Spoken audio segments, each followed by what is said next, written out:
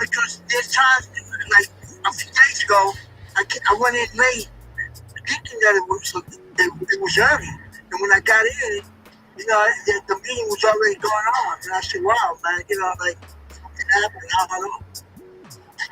Yeah, I think that meeting was just a canceled meeting. I don't think that. I think that was just a confusion situation. Hello, everybody. Hello, comrade. Hey. How you doing, comrade? I'm doing pretty well. I'm okay so far. I have a question. Was there a meeting yesterday? If there was, I couldn't join because of Mother's Day. I think there was a reading group yesterday, but I don't know. My wife was going, had Mother's Day plans, so we didn't go on. Same. I had to attend to some Mother's Day plans as well, so my apologies that I couldn't come yesterday. Yeah, I had to attend my Mother's Day party. They had a party going on. All right. But I had to attend it, so I couldn't make it either. I do not know if anybody actually showed up, and I do not have a recording for yesterday. Oh, wow. That should be interesting with nobody on the recording. No, there's no recording. No, yesterday got canceled. Only Kat and Cleo were able to make it, so we're actually going to make up for those chapters today. Is that my understanding? Yes, just so you know, I've already gone live on For We Are Many. Is this one live right am now? setting up the feed of Zoom into Restream right now. So yes, we are live. But yeah, just for anybody who did not see my note in our Signal chat, we are going to be reading yesterday's chapters as well as today's. So we'll be starting with chapter 28 and 29 to make up for yesterday not happening, and then move into 30 and 31. So for today, we are going to skip the statement of unity and try to keep our discussions brief.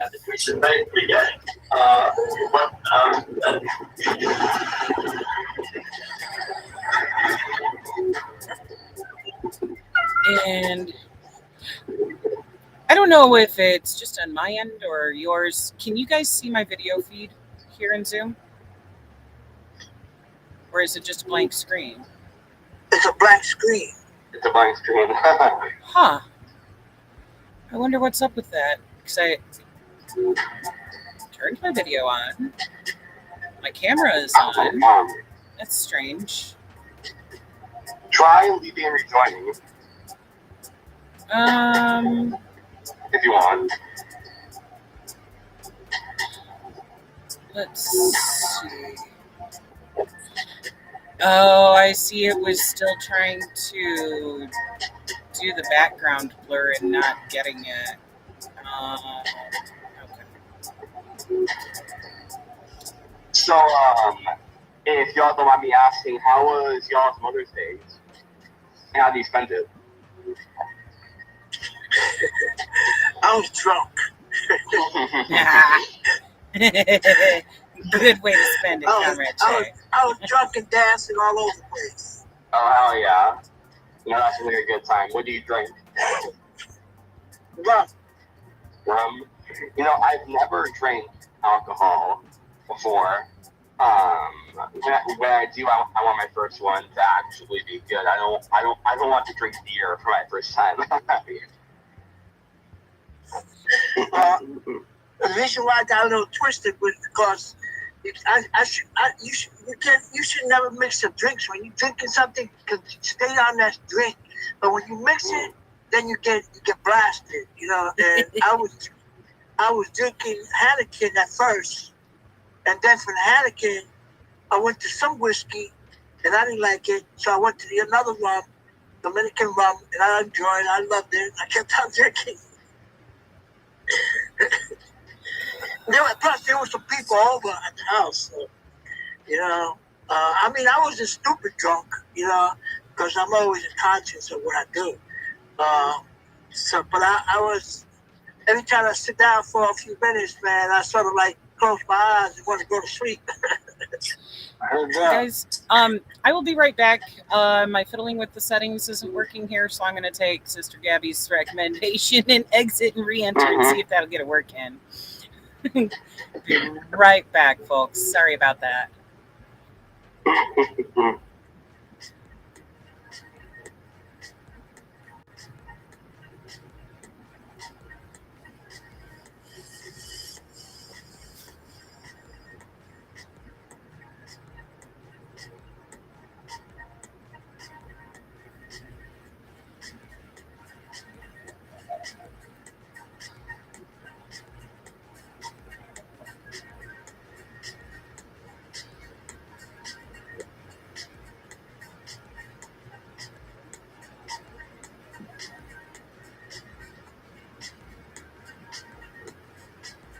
Reactionary family. My family is Cuban diaspora, and they're all fucking Gusanos.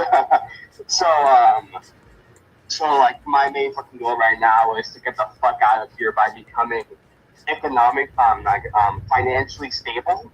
And the best way for me to do that, or at least to guarantee that I'll get a job, is to go through trade school. And not only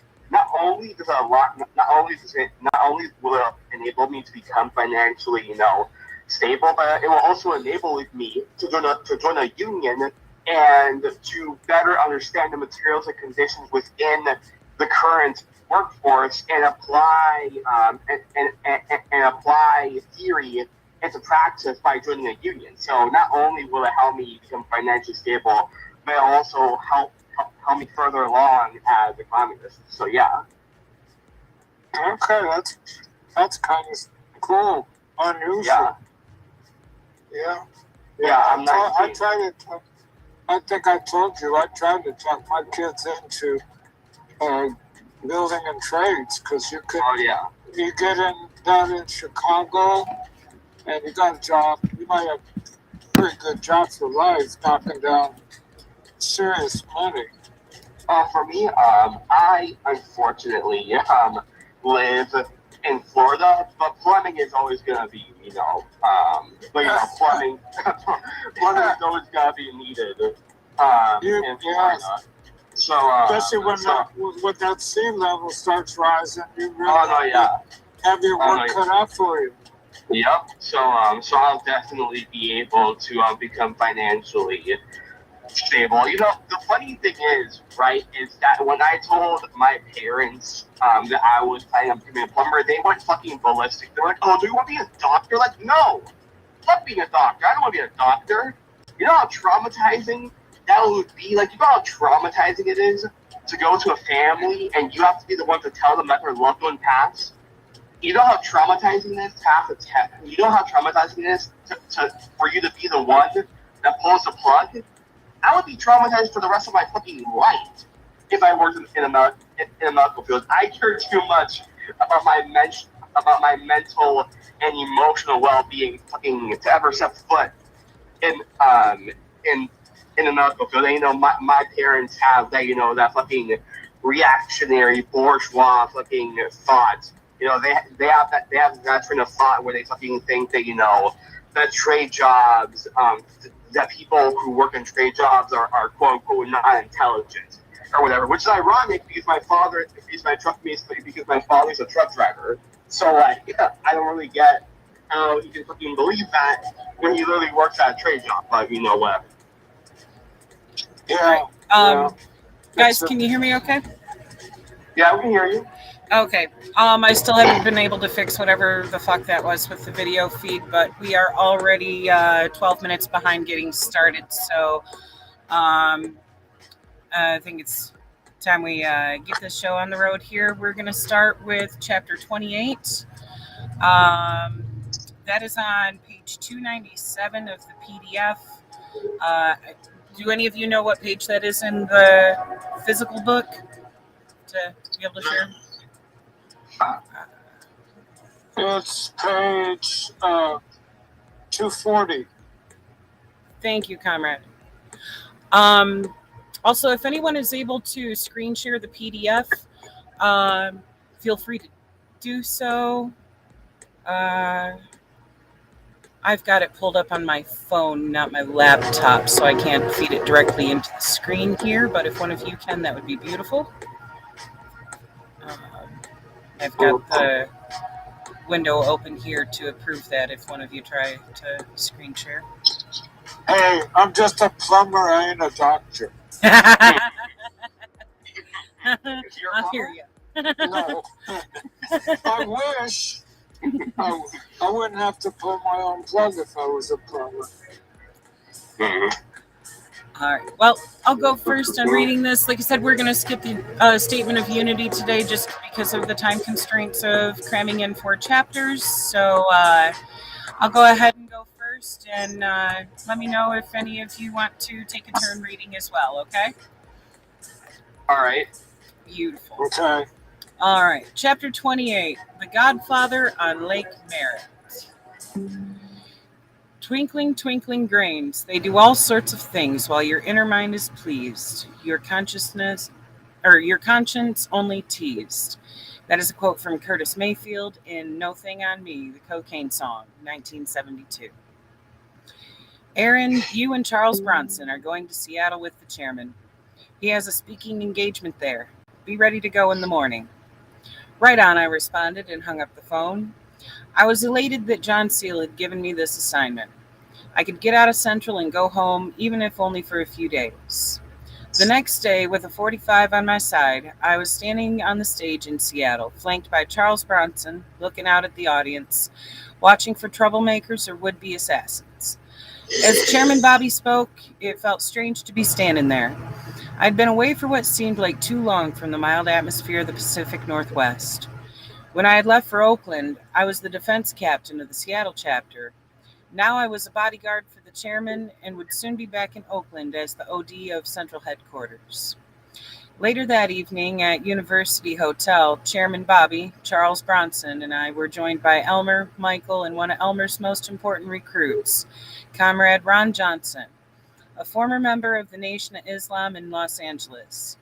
We talked and drank long into the night before Elmer, Ron, and Michael left. My duties did not allow for me to leave the hotel, which meant I would have no opportunity to see my parents. The next day we were at the airport, ready to depart for Oakland, when out of the blue 2 Seattle police detectives approached us. Aaron Dixon, we have a warrant for your arrest, said one. What for? I asked, my heart beating faster. For driving with a suspended license, the officers replied. They were polite, which was a change. Luckily, I was not carrying the weapon Elmer had provided me. I spoke briefly with the chairman and left with the officers. Within a couple of days, I was sentenced to 6 months in the city jail for driving with a suspended license. Where they had dug that up, I don't know, but it really didn't matter. My task now was figuring a way out of there. While I was in jail, I began to do what all Panthers must do while incarcerated: politically educate the inmates. After a while, the guards caught on and decided to separate me from the rest of the inmates by putting me in an 8-bunk cell by myself. I didn't let that stop me. I continued talking to the inmates about their rights and why the Black Panther Party had stood up to the police, why our survival programs were so important to the people, and why it was imperative for people to come together to oppose this racist system of oppression. The guards demanded that I stop speaking through the bars, and when I refused, they threw me into a padded cell for a couple of days. Zen? Yes? I apologize for interrupting. I need to record. We need to record, and I need to transfer host capabilities over to you. I've already got it recording through Restream, and it's streaming live to the Second Rainbow Coalition page, so that's okay. Okay, great. But yeah, if you want to go ahead and transfer the hosting over to me, that's cool.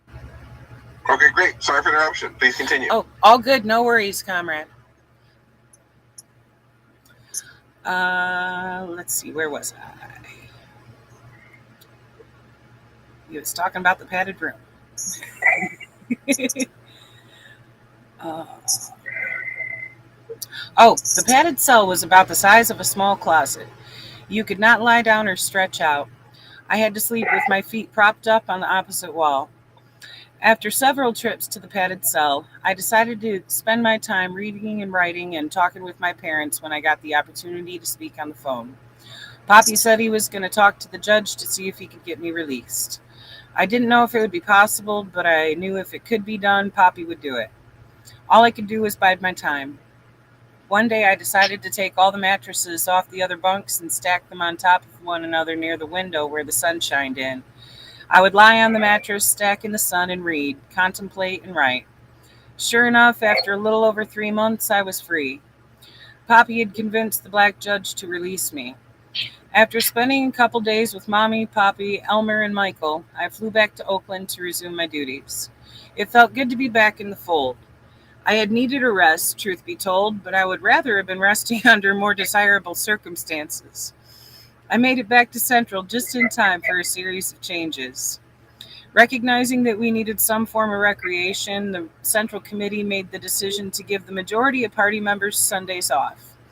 Many of us had been working 7 days a week for 5 to 6 years straight, and the idea of having a day off each week was happily embraced by everyone.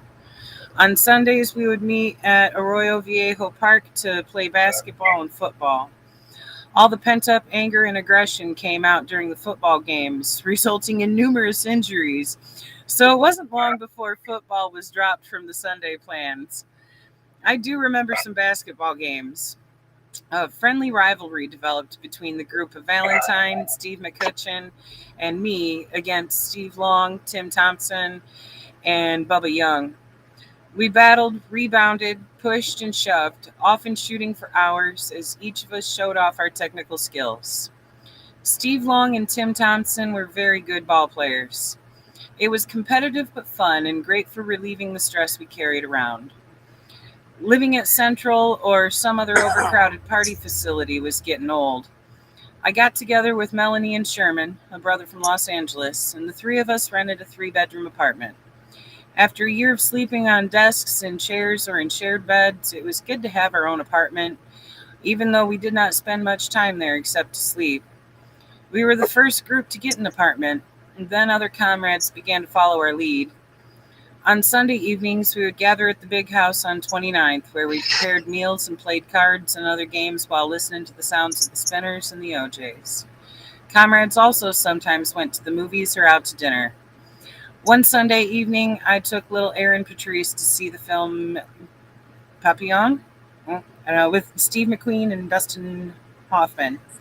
The film, now a classic, is about a Frenchman, Papillon, who is wrongly convicted of murder and sentenced to life in prison on Devil's Island in French Guiana, an almost unlivable place.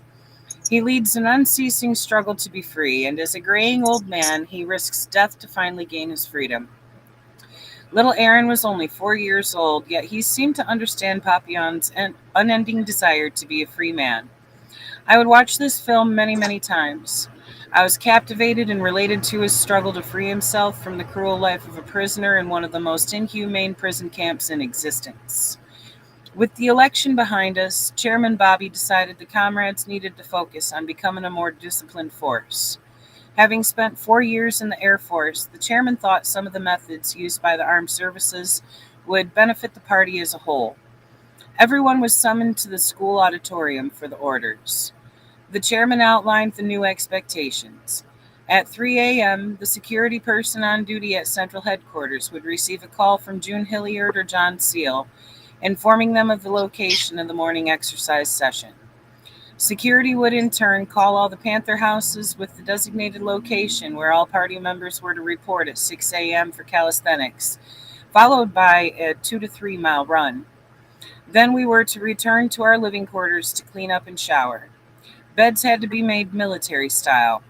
Clothing, including socks, was to be folded neatly, and an inspection team would come by to check on the tidiness of the sleeping quarters, the cleanliness of the bathrooms, and whether socks and clothing were folded to military standards.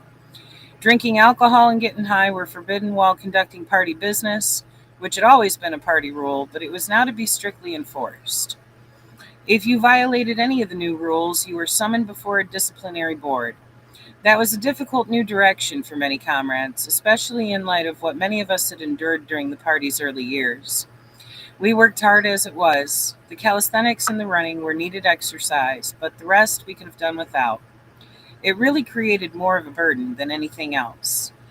By 1974, it was obvious that Huey was moving in a direction that Bobby did not fully support. Huey, flanked by the 30-man strong security squad, had started to shake down the criminal elements in Oakland. Pimps, drug dealers, and managers of after-hours spots were now obliged to kick down some money or face consequences. This was not a counter-revolutionary tactic. In fact, many revolutionary movements throughout the world had operated in similar fashion, taxing the illegal capitalists who profited off of the community but did not pay into the system. But things began to get out of hand. An unflattering story had run in Jet magazine in May 1972 with Huey on the cover, sitting imperiously in a brown leather chair, very well dressed, labeled, quote, Supreme Servant of the People, end quote, a title chosen by the Central Committee. It sent a very different message than the earlier pictures of him in his leather jacket, black beret tilted to the side, shotgun in one hand and spear in the other. This new image created doubts in the mind of party members and general public about Huey's real motives. As Valentine was part of the security squad, I would hear bits and pieces from him and others about what was occurring on the streets. And occasionally, while members were in the field, people from the community would make comments. Around the same time, The Godfather was released, along with Huey's order for party members to see the film more than once. Something was not right in Oakland. On one hand, the campaign and the programs at the school and the Son of Man Temple had been great developments for strengthening our relationship within the community. On the other hand, there was a dark side, an ugly side that had always existed, which lurks in the shadows of most militant organizations. That side was tilting the scales away from our goals of liberating Oakland. There was Zen, yes. I just want to say that sometimes, I don't know if you notice, but sometimes your audio gets louder, but then it gets extremely quiet and it's hard to hear what you're saying. I don't know. I don't know if it's because you're getting further away from the mic, but I just thought I could say that because it's been happening for a little bit now. Okay, I'll move my laptop closer to me. Is that better? Yeah, that's way better. Okay. Yeah. All right, cool. Thank you for letting me know. I appreciate it. You're welcome. Where was I? Oh, there was a tailor who was beaten up in Huey's apartment. There were rumors of prostitution and the attempted takeover of a rival nightclub. One day, 20 comrades were summoned to the lamppost. Gathered across the street was a band of street dealers, most of whom were armed. They were angry with the party because of the shakedowns and had intended to attack the lamppost, but they backed down when they saw all the comrades showing up. Another evening after dinner at Central, June called. Aaron, get all the comrades in the truck and drive down to 7th Street in West Oakland to Lady Esther's orbit room immediately. I got 30 comrades in the truck within minutes and hopped on the Nimitz freeway. 5 minutes later, we were in West Oakland in front of Lady Esther's club. Huey and Robert Bay and several other Panthers emerged. Huey was talking to 3 dudes who had threatened him. June had us pile out of the truck and form a circle around Huey and the 3 dudes. Huey, his coat draped over his shoulders, asked of his confronters, "So what are you going to do now?" He repeated this several times as the dude stumbled and took off running. Many of us hardly ever saw Huey. He seldom came to Central headquarters, as the Central Committee met at his home. If you had reason to see him, you needed to make a visit to his penthouse on Lakeside Drive or to the lamppost. Does anybody else want to take a turn reading for a few? I'll try. Okay, please and thank you. Okay. With the election over, there was a need for a new focus, an avenue to channel the energies of the throngs of uprooted Panthers. But instead of guiding the party in a new direction, as he had done so brilliantly for years, even while in prison, it appeared that Huey's intent now was to dismantle much of the party itself. Since its inception, the organization had attracted some of the best young people in Black America, and I would argue some of the brightest, bravest, toughest, and most dedicated citizens in America altogether. Even after the purge, the split, the police raids, mass imprisonments, and countless deaths, many of those comrades were still around. But gradually, many would leave the fold, some voluntarily, some on Huey's orders. Some would even flee the party in an attempt to put distance between themselves and the madness going on in Oakland. Bubba Young and Glenn Goodloe took off, as did Omar. Big Herm, who had managed Bobby's campaign and Elaine's campaign and now managed the lamppost, was run off. Carol Rucker and Kim Nelson, long-time party members and two of the toughest, hardest-working sisters around, split, along with Yvonne Carter, the sweet sister and the widow of Bunchy Carter. Big Malcolm moved to San Francisco and disassociated himself from the party. One day, Messiah Hewitt, the Minister of Education, showed up at headquarters. During a Central Committee meeting, he had questioned Huey's tactics and opposed some of his moves in terms of the party's direction, and as a result was demoted. After that, he spent all of his time at Central, practicing martial arts or reading, not saying much or even showing the beautiful smile he had so often given comrades. Messiah was one of the most principled comrades in the party. Warm and loving, he was also extremely committed and articulate about the struggles of oppressed people. He always carried a big black briefcase full of Marxist-Leninist books and often quoted Mao and Lenin. He traveled extensively through the world on behalf of Huey and the party. You could see in his eyes the hurt, the disappointment, and the humiliation he felt. Messiah left without a word, not even a goodbye. Even the venerable Robert Bay was also gone.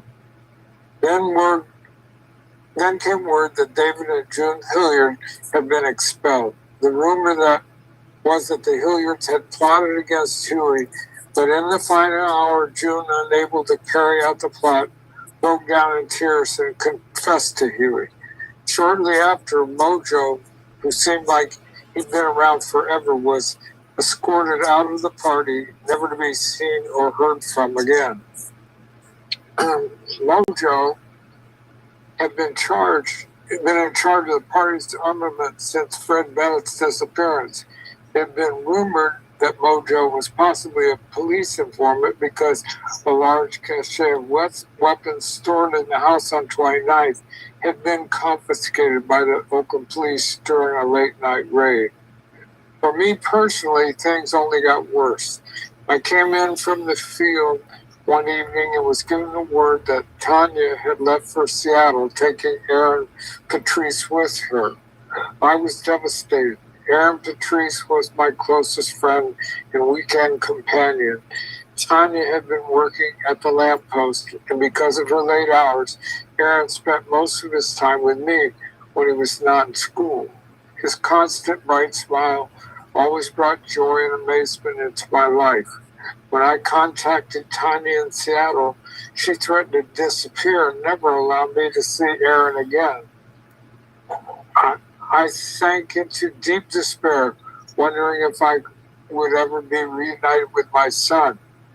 It seemed the party was falling apart. Huey's drug use and paranoia was dissecting and destroying the party brick by brick, comrade by comrade. Prior to Huey's arrest and imprisonment, he had not indulged in drugs, nor had he disrespected party members. But when he came out of the prison, all the elements were there waiting to ensnare him. At the time, cocaine was considered the hip new drug. Consumed by the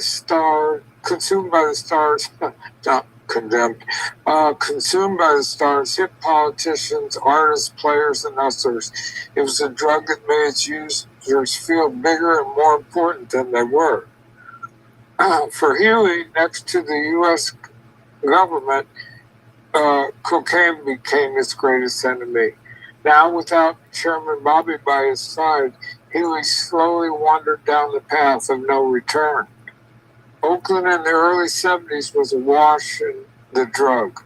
Coming in through the port as abundant, it was as abundant as water. It's still labeled a recreational drug. It was easy for cocaine to seep into people's lives, destroying its users and everything in its wake. I remember being ordered to leave Central Headquarters at 3 a.m. to pick up Comrade Bethune to take him to get Huey some coke. Everything came to a head shortly thereafter. In 1974, a warrant was put out for Huey's arrest in the murder of a prostitute. The pimps and hustlers had also put out a $225,000 contract on our leader's head, and with many of the members of the security squad no longer at the party to protect him, Huey and his wife, Gwen Fontaine, disappeared. They eventually resurfaced in Cuba. So many good soldiers had been expelled or run off.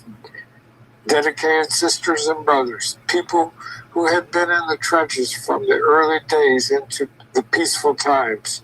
Many were people I knew very well, including Valentine. After Valentine refused to kiss Huey's feet at his orders, Huey broke the butt of a shotgun over Valentine's shoulder. Valentine was taken to the hospital.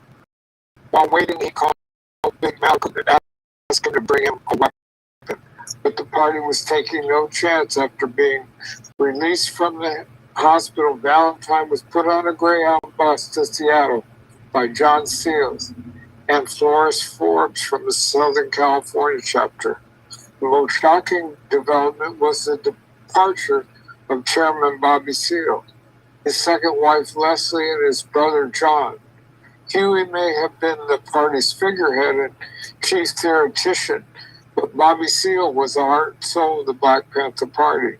He was the organizational genius. It was hard to imagine the party without him. It was Chairman Bobby who had influenced Elmer and me to found the Seattle chapter. But the party and its purpose were much larger than any individual or any of its leaders. Those of us left in Oakland did not know what to expect. I began to allow myself to wonder, to question why I was still hanging on. That's the end of chapter 28. Oh, thank you, comrade. If anybody has any commentary on this, feel free. Just let's try to keep it brief due to the time constraints and 3 more chapters to read.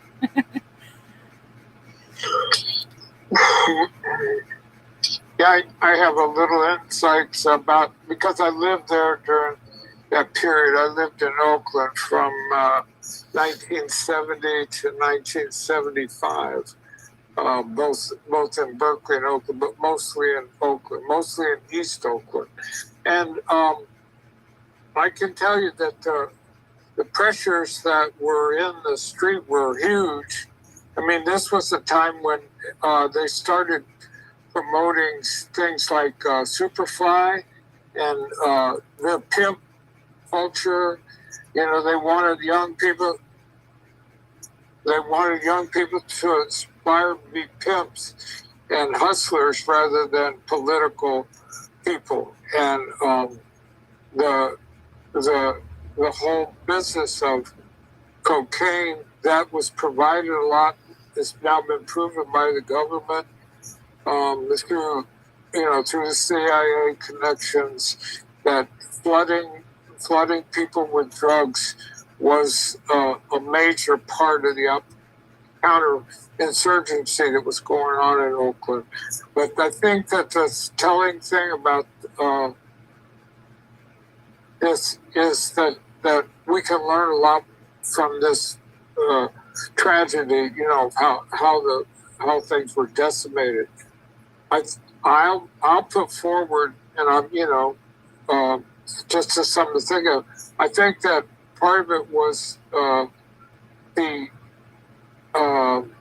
incorrect idea that it should be a paramilitary organization. I mean, the real strength, like I think I've said before, the real strength was in serve the people connection to the community, that so many people looked up to the Panthers as servants of the people, as representatives for them, a voice for the voiceless, and that became less and less a thing. Mostly, I blame the government, of course, because they're the ones who drove people into that state. Yes. So, but that's a warning to us right now. And this time, I know there's people that want to go, get their yayas out or do this or do that, and we really have to figure out how to become a very disciplined groupings that are inseparably connected to the people that the people rely on. Exactly. Beautifully said. Well, thank you. Okay. Does anyone else have any commentary real quick before we move into chapter 29? The only thing that I was going to say was that, it's just really saddening seeing how the party is slowly, abandoning their mass line and their political and ideological line, and just seeing how the West Coast Panthers became revisionist, just kind of it's just really saddening to see. But like with any things regarding revolution, this is a time. Things like these is why political education is so important, right? To analyze, critique our predecessors and those who came before us, look at their actions and look what they did right, what they did wrong, what's applicable, what isn't, and what to do and not to do in order to move class struggle forward. And yeah. Absolutely, comrade. Also, Sister Comrade, it's not showing your name, just your phone number, but I see you've got your hand up. Go ahead. It just says iPhone. You're still on mute, hon. Your mic is muted. We can't hear you. Your mic is muted.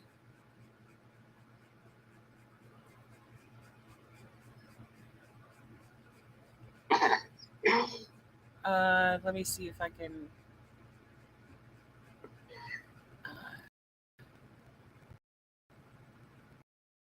You're still on mute. I see your lips moving, but it's got you muted. I'm trying to unmute you, but it only gives me the option to ask you to unmute. Just like Zen, try leaving and rejoining and see if that helps. All right. Oh no. Yeah, I see your comment there, but it's not unmuting. All right, there we go. Hopefully when she joins back, she'll be able to unmute herself. Right, I'll give her a second to log back in before we start reading again, so that way she can say what she needs to say about this chapter. Yep.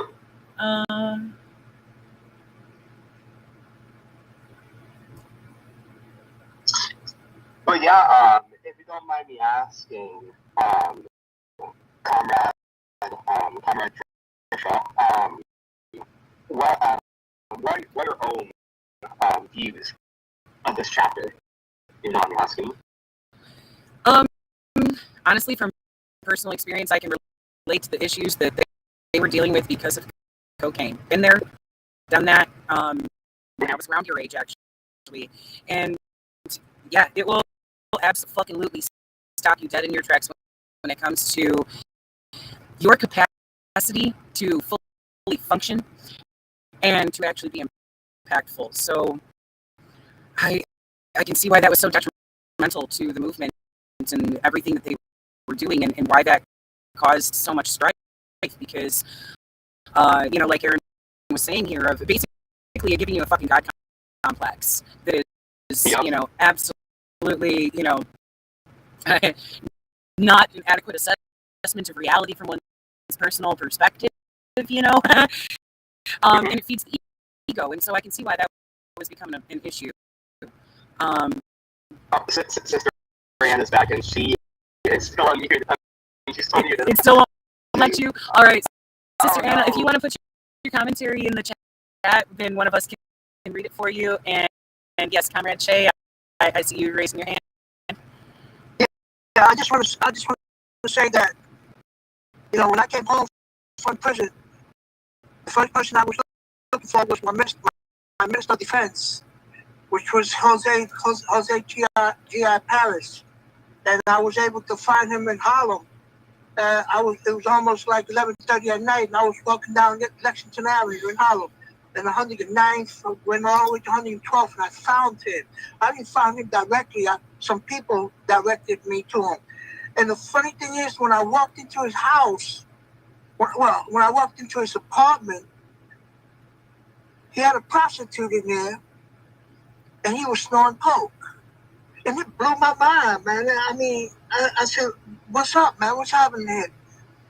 And the funny thing is, he said, bro, just relax. Don't worry about it. There's a lot of things happening. Here's a joint.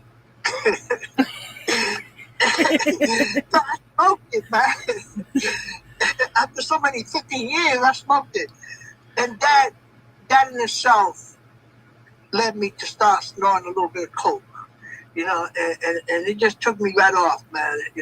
I had to get away from him. I had to get away from all the laws that were drugging, man. I had to get away from them. So I went downtown to the village on West 4th Street, and hanged out over there. And that's when I met some people from the Weather Underground and all that stuff. I ain't gonna talk about that right now. I met them and stuff. And then I started a prison news organization called Midnight Special, and we took it from there. But I don't want to hold you up. It's all good. Thank you for your perspective there of having been there as well. It's one of those things of like, there's a world of difference. Most of us smoke weed, and that actually helps us function, versus a lot of harder drugs that actually make us less functional and therefore less effective, and can end up making us completely fucking politically impotent. And I apologize that there's a train rolling by right now honking its horn loud as fuck. But if I mute my mic, it's going to mute all of you too on the feed. So bear with me while they go by. I see Comrade Joe's got your hand up, and Sister Anna is back. So once Joe's finished, then Sister Anna can speak her piece too. Go ahead, Joe. How about we have the sister talk first, and then I can be patient and talk after her. That works too. Already. Welcome, Sister Hey, Anna. Brother Joe. Hey, Brother Joe.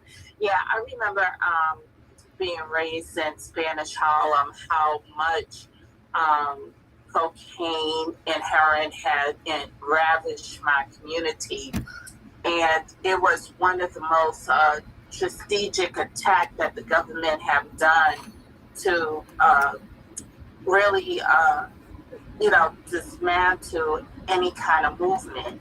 And it's something that was planted in the Nixon administration, where he had pretty much started his own type of black movement in the country, where the administration will be much more controlled by the government by putting certain people in and system like cocaine and even crack cocaine. Yeah. And it was so devastating to actually live in a project and seeing every week bodies being thrown off the 20th floor, and it's splattering on the ground, by your feet. And that was one of the most traumatic experience being raised in Spanish Harlem. And I'm sure, Brother Chad can validate that as well, since, we lived in the same community. But it was one of the most useful tool by the government, which is still being used today with the opium, epidemic, which is really epidemic. It is being used. Right. And it's something where the government wants to rid of the population but control the population, but in a discreet way, which they're not getting away with. And that's what I wanted to say. Black power. Oh, power, Comrade. Thank you. Comrade Joe? Yes, right there with the sister and comrade sister that was just talking about that, because I also grew up in that pandemic of the whole crack epidemic back in the days, and it destroyed our communities. It destroyed our unity within the communities and even our families. But we're facing that now today, as a sister mentioned, with the whole opioid crisis and the whole fentanyl issues. Of course, we gotta think about what they call speed nowadays, and the whole fentanyl crisis nowadays is still population control. Yeah. They're still pushing it out there. And I was mentioning this earlier when I was talking to Sister Zen on the phone, that the government wants to go to war with Mexico, to the cartels, for the fighting of the whole opioid crisis and what's going on with whatever gets them voted into the next election. And so, they confuse the masses, they confuse the peoples, but still, whether it's chemtrails, whether it's fentanyl, what do we just get through? The whole epidemic of the, what do you call that damn thing? COVID? Yeah, the whole COVID thing. Another thing that's just the population control. Another thing that just break us down, lose our concentration on what's really going on. And this is what we're facing today. So, excuse me for coming late, because I was on a couple of revolutionary phone calls that was kind of important. But I'm glad I'm here now. And what I wanted to get to is history always repeats itself. And I didn't get to hear the reading of the last chapter. I'll be quiet right now because I want to go on to the next chapter. A little time consuming. But we gotta realize what has happened in the past is still happening today. Now, what are we prepared to do about that? And what are we going to do about that? That's that. But stay strong, comrades. All power to all people. All power. Thank you. Comrade Gabby, you have the floor. So I followed the sentiments with Joey, so I'm not going to be too long. I was going to add that the U.S. has continued to use drugs in any form to exploit, oppress, and subjugate the masses. Hell, even during settler colonialism, right? Even during settler colonialism, during westward expansion, the settlers would get the indigenous people addicted to alcohol in order to destroy their communities and able to divide and conquer them. This is something that the U.S. has done and continues to do, and that's founded on one of the things that it's founded on. And analyzing and observing how they have evolved, and this method will better help us able to combat how they continue to use drugs and drugs to distort communities and subjugate them. So yeah. Thank you, comrade. All power. Sister All Anna? power. Yeah, I just want to add on to what Gaby has said that, the government going to still subject us to by harnessing us with the drug problem, and they're going to continue advertising that and promoting that on television. But the one thing that will hold the community is the intercommunal survival programs, which have lost its life in the community, because honestly, we living in a generation or a society where it's more of a me society, if it's not the cell phone. But if we can actually put that down and get back to the bricks of things, where even starting your own home and sitting down at the dinner table and having that basic conversation with your family and reconnecting with each other, it will make a big difference where we can get back into building a village, which lost its tone. And that's the one thing which people pretty much overlooking at, but it's the most essential thing that's going to put us back, because based on the belief that, Huey was addicted to drugs, and that led a lot of people in the street to kill him. It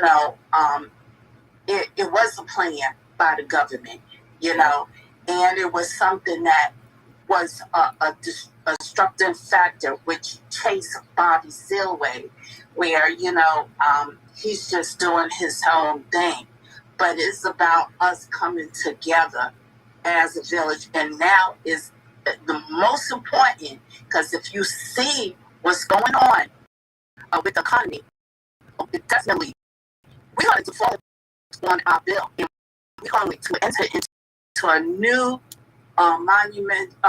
monetary digital system, and it's going to be more controlled by the government, in which your bills are not going to be paid. It's our rights that's going to be taken away, and it's going to be more of intelligence products that's and all these type of things that's going to control our community. So by getting back into these intercommunal services will be the light in our community in which we can raise as a people. All power. Mm-hmm. Beautifully said, Sister Anna. You're awesome. Oh, I love you, Gabby. Thank you. I love you too. I'm sorry, I can't lower my hand. I'm trying to. I was just about to ask. I'm not sure if yours and Joe's hands are just still up, or like, Joe, did you put your hand back up with more commentary, or is that just still up from earlier? I know how to lower my hand. Whether Zoom cooperates, though, is another fucking thing. Yeah. Zoom is not. Yeah, I'm not very tech savvy, but I know how to lower my hand and put a smile or a thumbs up. Hell yeah. And moving forward, like you were saying, sister, it's the whole system of things that is going on. We got the whole school to prison pipeline. And talking to a brother that grew up in those days that died 4 times from using drugs. Fortunately, I thank the Great Spirit up above that gave me life the first time and gave me life 4 more times. That makes me a little bit different than most individuals. But we were facing the same struggles that we were facing then. But this is where we are standing stronger now, collectively, as bringing it out into platform, bringing it out into conversation with different comrades from different organizations and ethnic groups. And that's where the solidarity is going to come. And this is what we're going to move forward with. because we already been under the oppressor's thumb too long not to make change, not to make action. And it's our choices as individuals, leading by example, to not wayward ourselves into falling under the oppressor's thumb any longer, whether it be through alcohol, whether it be through drugs, whether it be through sex, overeating, or even drinking too much soda. The system is all screwed up.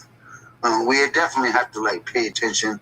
We have to we are what we feed our bodies, what we feed our minds, and that's why I'm so grateful to be on these study groups with like-minded individuals, because we can feed one another's minds and grow from one another and be more positive to actually make change within our communities, our states, and our nation, and the world. All humanity. All power to the people. All power. Beautifully said. Can I just say one thing? One great thing that we can do is really be aware of the programs, education services that's out there. I recently became trained in Narcan, and I would recommend for everyone to get in contact with the health department, because these courses are free. It doesn't take long. It's not a test out thing. They will train you. So this way, if you see someone who's about to fall out because of the opium addiction and they're about to lose their life, not only you will be trained and certified with the state, but they will supply you with the actual medication that you need to revive life. And that's the one thing that is so important. So please contact your health department, and I will post information. Come on to my page, Magnificently Black, unless I'm blocked, because I remember that Facebook, they silenced me for 60 days. That's extreme. For stupidness, for posting a cultural picture of the African young boys forming a circle with their feet. And since they were bare-chested, they cited me for nudity and sexual activity. Yes. That's 60 bullshit. days. 60 days. Sister Trisha, didn't you experience a similar thing with Facebook blocking your account or whatever for some bullshit reason like that as well? Yes, for calling out some unethical shit. Once again, that's usually the case. And so I just want to say, Sister Anna, if you have links for those resources and want to pop them in the Zoom chat, I will copy and paste them into the comments for the live stream. So that way everybody can access that, even if social media is trying to fucking silence you. Please. Okay. And thank you. I will put my local information through a training program with my state, but I'm sure there is a national number that everybody can get in contact. You will be certified, you will be trained, and you will have the tools, the medication that you need to save a life. And also, I'm with the Bahrain National Emergency Response Team, where we are trained. I have 9 non-licensure and licensure people on the team, where I'm working hard to build that, because it's important that every organization has a ministry of health. Yes. And that's the one thing that I noticed based on reading of my manual when I was a new Black Panther Party for self-defense member, that it was lacking. And it is a universal order, a general order that is laying domain that we need to activate as revolutionaries. So I will send that information.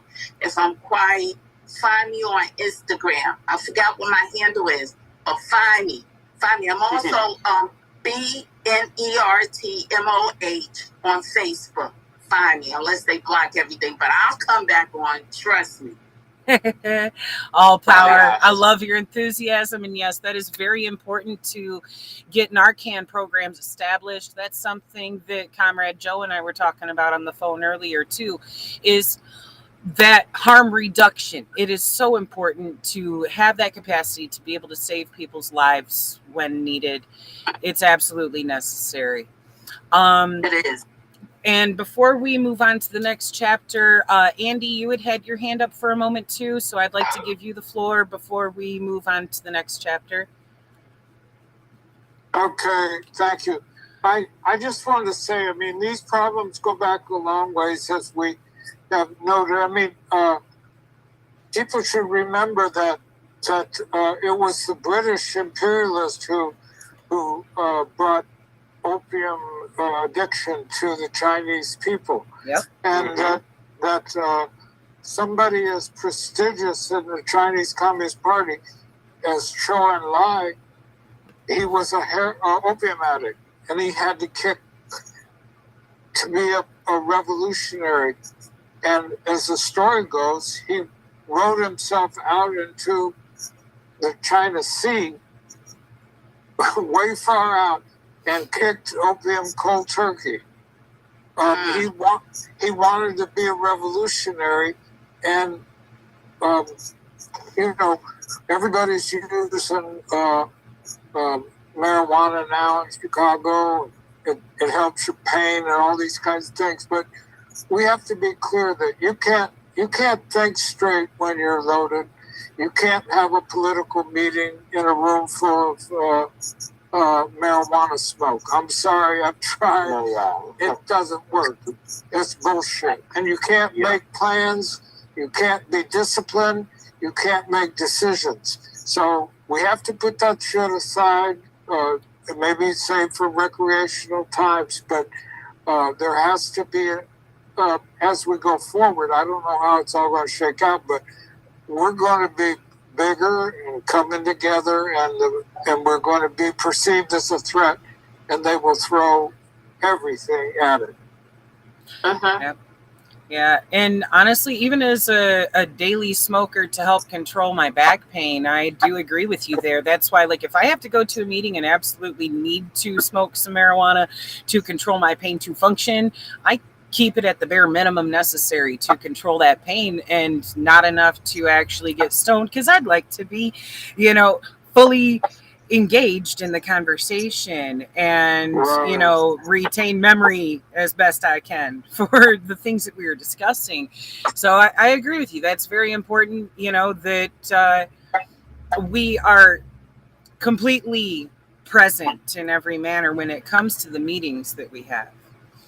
All power. I just want to say briefly, in addendum to that, sister and brothers, is that it's amazing how, it is important that we need to focus on that. But in the school, as far as the pipeline prison, they are really advocating our kids to get on that Adderall and all those medications to tranquilize them, which, is the drugs that you give to a horse to stabilize them, or, they have to zone completely out. Because I remember, my brother, rest in peace, they tried to get him on that. And my father was a very strong community activist. And some of the people, here on this line heard about, my background as far as my father being a strong community activist. He will curse people out. He will curse out the psychiatrists, doctors, you name it, and ready to put up a fight and threaten to throw my brother out of school. But my family was very strong, and that putting my brother on that drugs, which, you have more teachers who feel that these students need to have it, but they ain't doggone doctors, and it's something that we have to look into as well, and protect and defend our children in school. Black Power. Thank you, comrade. Well said, Sister Anna. I am super excited for this chapter. Y'all are probably anticipating that, just knowing how much I have spoken about Elaine Brown's role in the original Panthers. This is chapter. I love Elaine Brown. Yes, I do too. This is chapter 29, Elaine's Rise to Power. Time is truly wasting. There's no guarantee, smiles in the making. You got to fight the powers that be. The Isley Brothers, Fight the Power, 1975. I remember sitting on a cement block outside the Oakland Community School wondering about the future of the Black Panther Party. Almost all the party leadership in place at the inception of the Seattle chapter in 1968 was now gone, and only a few chapters were left: Seattle, Los Angeles, Chicago, and Dallas. Central headquarters was down to 150 comrades from a peak of nearly 500. Elaine gathered the remaining troops in the school auditorium and announced that she was in charge. We had assembled there on many other occasions for announcements and directives from the chairman and others, now gone. It was a somber gathering, yet there did not seem to be any doubt as to whether we could regroup and rebound. Rise from the ashes is what the Black Panther Party did better than any other organization. It was in our nature always to recover, always to land on our feet. It was the spirit embodied in the party's philosophy, which was to dare to struggle, dare to win. The fight for freedom is one of the strongest desires on this earth, and with such a wind at our backs, we would provide the sails and ride this revolutionary vehicle as far as we could. And in most of our minds, the ride would end only in victory or death. Elaine laid down the strategy with confidence, empowering the rest of us. One of her first moves was to fill the vacancies on the Central Committee. Most of the new appointees were women, some of whom were the brightest and most commanding of the remaining party members. Sisters like Phyllis Jackson from Tacoma, Norma Armour and Joan Kelly from Los Angeles, and Donna Howell from Boston, as well as Erica Huggins, who was appointed director of the Oakland Community School. Elaine had already begun to rebuild the military unit of the party by designating Comrade Bethune from Detroit as chief of staff. Big Bob from Boston and Flores Forbes were to be assistants to the chief of staff. I remember my first encounter with Bethune. It was the Child Development Center, the Panther Daycare at the big house on 10th Street in Berkeley, the same house where Tanya and I had stayed with the chairman and Randy Williams in '69. I remember how dutifully and gently Bethune changed the diapers of the Panther babies, wiped snotty noses, and fed the children. In that environment, he had been so full of humility. Now he was head of all the military and disciplinary aspects of the party. Bethune and Flores came to visit me at Central several days after Elaine's accession. I wondered what they wanted and why they were smiling. "Hey, AD," Flores called out, sticking out his hand for one of his very soft handshakes. "Hey, man, you were chosen to be Elaine's bodyguard and to be on the squad." "Good, right on, man," I replied, unsure if I wanted this glorified position, knowing all too well the dangers of being on the security squad. That night, Flores came by the apartment where I was living with my new girlfriend, Lola. "Hey, man, look through these books and let me know what kind of piece you want," he said as he handed me several issues of Guns and Ammo. He pulled out his piece and handed it to me. "AD, I have a 1911 Colt 45.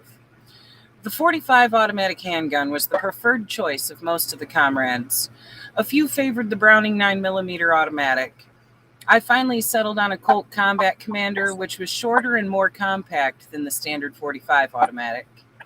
With black rubber grips and a brushed silver finish, it was a beautiful weapon and would become my faithful companion for the next 4 years. In the earlier years of the party, when the government was trying to annihilate us, every Panther was expected to take up arms and know how to use them, break them down, and clean them.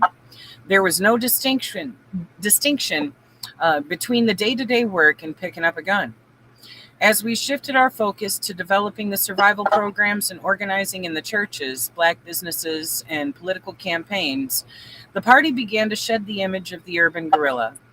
In effect, we put our guns in the closet and instead drew upon the talents of our members to develop the programs and strategies for moving the community forward. Now the party's weaponry was largely the province of the security squad, focused on protecting the party leaders, ensuring the security of the party's facilities, and taxing the illegitimate capitalists, usually after-hours club owners or drug dealers. The toughest, most seasoned comrades were selected for the squad. I learned later that Flores, Valentine, and others had lobbied on my behalf for some time, but Huey had always objected. This had probably worked to my benefit, as the closer you were to the flame, the more likely to get burned. A handful of others were also newly recruited to the security squad. Clark Santa Rita Bailey, Tim Thompson, Alan Houseman Lewis, Lamar and Leonard Donaldson, two brothers from San Francisco, George Robinson, Rollins Reed and Tex from Detroit, and Ellis White and his son, Darnell White, who was the oldest of the Panther kids and now, as a young adult, was elected to be a full-time Panther. There was an attempt to re-enlist Valentine, but we had no way of contacting him. One of the first steps for Flores as head of security was making sure the party's arsenal was secure. Before the collapse about a year earlier, the Oakland police had raided the house on 29th Street and seized a cache of weapons. The rest had been scattered throughout the East Bay, and only a few people knew the exact locations. Flores slowly began to secure the party's illegal weapons, many of which had been left in deplorable condition. Working mostly in the dead of night, Flores traveled from location to location, cleaning, wrapping, breaking down, and concealing the armaments. He would take an assistant with him, constantly alternating assistants, so no one aside from himself knew more than one or two locations of the weaponry.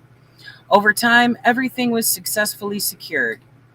Going into my new position, I knew not to take Elaine's mood for granted. I vividly remember the second time we met at Central Headquarters in Peralta, right after the split with Eldridge. Tension and paranoia were running high. That day I was the acting OD, filling in for Robert Bay and trying to coordinate the rides for the morning activities, a task that could sometimes be very complicated. The two most important rides were those to take the Panther children and staff to school, and equally important, to get the layout of the paper to the printers. Through no one's fault, the ride for the newspaper delivery was late. Elaine, who was the acting minister of information and had been working all night on the paper, lit into me with profanity. I had never been cursed out in such a manner. Having stayed up all night as well, I responded with my own barrage of profanity. Even so, the experience troubled me. Maybe I wasn't used to such volatile exchanges between comrades, or maybe it was the fact that the person I was arguing with was Elaine Brown. On a fall evening, I reported to work on my first assignment as Elaine's bodyguard and driver. I had put on a suit and tie as instructed, a cream white double-breasted suit. The engagement was the annual dinner of the California State Package Store and Tavern Owners Association, CalPAC, a large group of black liquor store owners in the Bay Area. Former San Francisco 49er Gene Washington and his brother had founded the organization. Elaine, having announced another campaign for city council, felt it was highly important to garner the endorsement of CalPAC. Elaine was an attractive person. She had a little girl cuteness about her that men liked, yet when she opened her mouth, she was an extremely articulate, decisive, and confident woman. She had facts and information to back up every point she made. I sat quietly as she addressed the audience of black men, some of whom had been intimidated by the party in the not-too-distant past. Many of these liquor store owners had supported the black lackey Otho Green, who had entered the mayoral race to draw votes away from Bobby Seale. Winning over these anti-revolutionaries would not be easy. After a dynamic speech and time spent talking with the leading members of CalPAC, it was quite evident that Elaine had won over not just CalPAC, but, most important, the Washington brothers themselves, who owned the largest alcohol distributors in the Bay Area. The older of the two was Gene, a retired All-Pro. Another All-Pro, former Oakland Raider Gene Upshaw, who also endorsed Elaine's campaign. The Washington brothers not only threw their endorsement to Elaine, but went on to sponsor many fundraising events for Elaine's campaign. After the near victory of Chairman Bobby's mayoral campaign, many Northern California politicians had taken note of the party's ability to organize the community and get people to the polls. It was safe to say the Black Panther Party had a well-run political machine. A handful of Northern California state representatives and local politicians began to approach the party in the hope of gaining access to our ability to get out the vote, as well as receiving our endorsement. The most significant candidate looking for support was Jerry Brown, a very unconventional politician who was running for governor. According to Elaine, Jerry Brown had worked with the Southern California chapter when he had served on the LA Community College Board of Trustees. The party gave Jerry Brown its support, and Elaine cultivated a political relationship that remained intact after he was elected governor in 1974. Upon taking office, Jerry Brown appointed as his right-hand legal counsel Tony Klein, who had also worked with the Southern California chapter as a law student. Elaine made frequent visits to Sacramento to meet with both of them. Jerry Brown was definitely not your normal everyday politician. He turned down the traditional black limousine and driver, instead driving himself around in a light blue 73 Plymouth. He also refused to live in the governor's mansion. He was a perfect fit at the right time for the party, and Elaine took smart advantage of this opportunity. Within a year, Elaine had developed solid connections with many of the main power brokers in not only the Bay Area, but Sacramento as well. Large corporations such as Clorox and its CEO, Robert Shetterly, a gray-haired white man who expressed an interest in, quote, New Oakland, soon became additional feathers in the party's cap. The time was ripe for black political power in Oakland, and Elaine and the party represented the vanguard for the new black politicos. The first victory for the party and the people was the election of John George, the party's longtime lawyer, as the first black member of the Oakland Alameda County Board of Supervisors. Under the guidance of Elaine, Erica Huggins, and Donna Howell, the Oakland Community School gained a reputation as one of the finest community-based private elementary schools for K-6 in the country. Many of the students were poor and living in the projects, but a few were from middle or upper-class families. The staff, a combination of Panthers and professional teachers, created a loving, encouraging environment. Most of the students flourished, eventually progressing academically beyond their normal age or grade bracket. Panther Joe Abram, an engineering graduate from Michigan State, created an award-winning science program, and the music program under Charles Moffat's genius direction fielded an outstanding school band. The school children were provided with breakfast and lunch and were picked up and dropped off by the school vans. Laundry services and clothing were provided for students from poor families. Would anybody else like to take a turn reading for a few? I don't even have the book. Okay. I guess I'll keep going for now. Joan Kelly and Phyllis Jackson directed the Oakland Community Learning Center, housed in the same complex as the school. It gradually grew into an all-purpose resource for the community. With grant money, the center sponsored one of the first teen programs in Oakland, run by longtime community worker John Stakes. The teen program engaged the most critical segment of the black community, adolescents lacking the guidance and love to enable them to make it through the jungle of gangs, poverty, and racism. Employing several teens on the staff, the teen program blossomed, sponsoring weekly talent shows that allowed tremendously gifted young people an outlet for their creativity.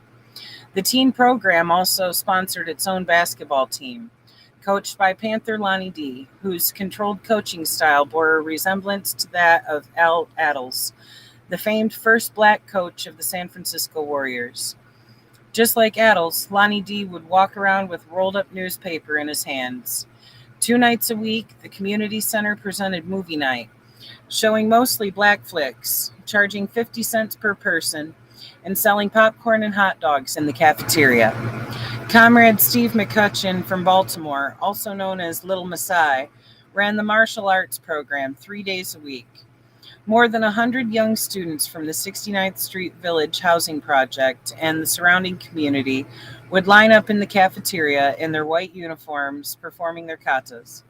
This was probably one of the community center's most successful and most impressive programs.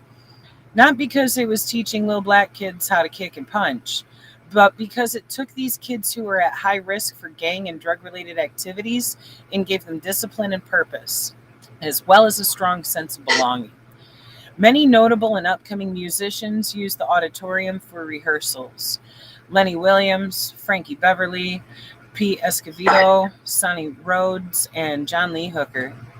The community center also served as a meeting and conference site for many left organizations in the Bay Area, and it was not uncommon for the school to be visited by famous entertainers such as Richard Pryor or African dignitaries, including San Njomo of SWAPO, the Namibian independence movement. The party received a large CETA grant that helped put about 20 comrades on the payroll, enabling them to afford to rent apartments or houses. This brought an end to the long-standing practice of communal living. Elaine paid much more attention to the needs of the troops than had the earlier leadership. From the way things were progressing, it looked like we had a very real chance of capturing Oakland. And that is the end of chapter 29.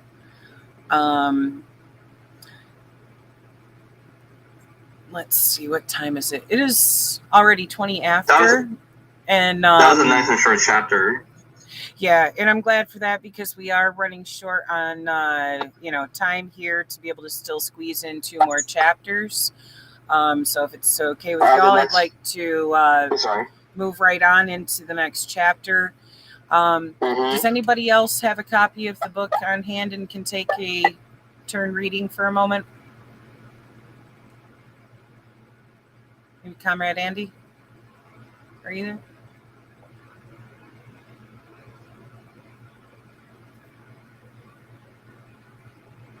I wonder if he stepped out. Okay, give me a second because I need to wet my whistle.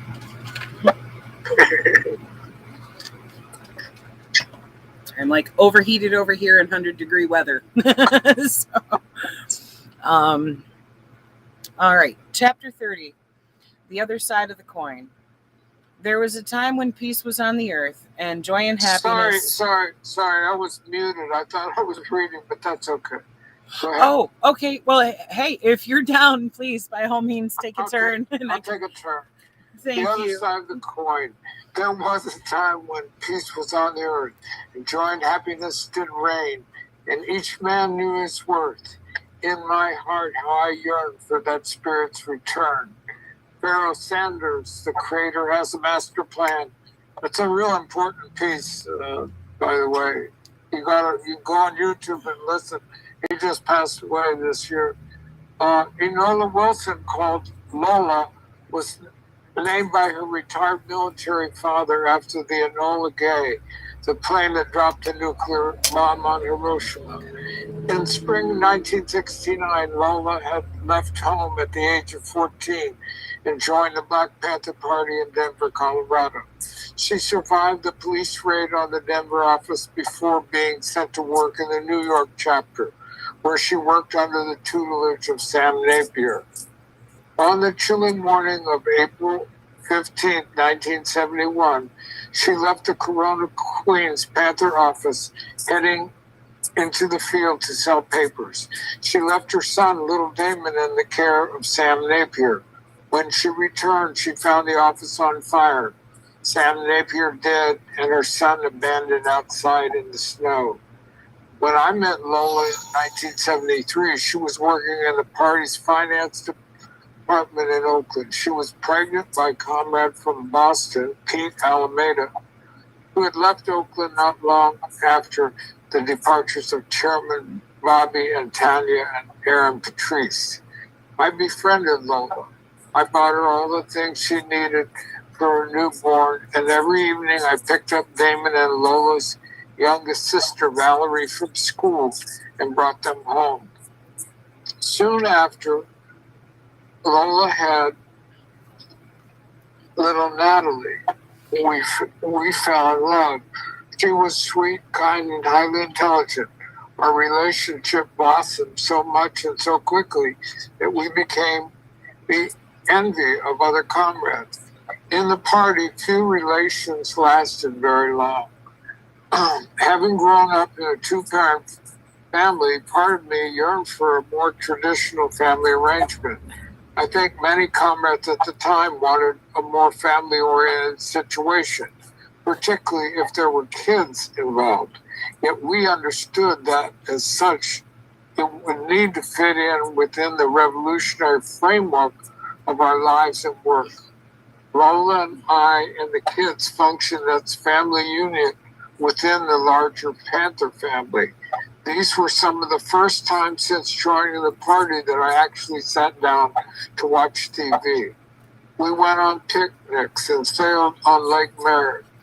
We had many good times together. In the back of my mind, though, I always worried how long these good times would last.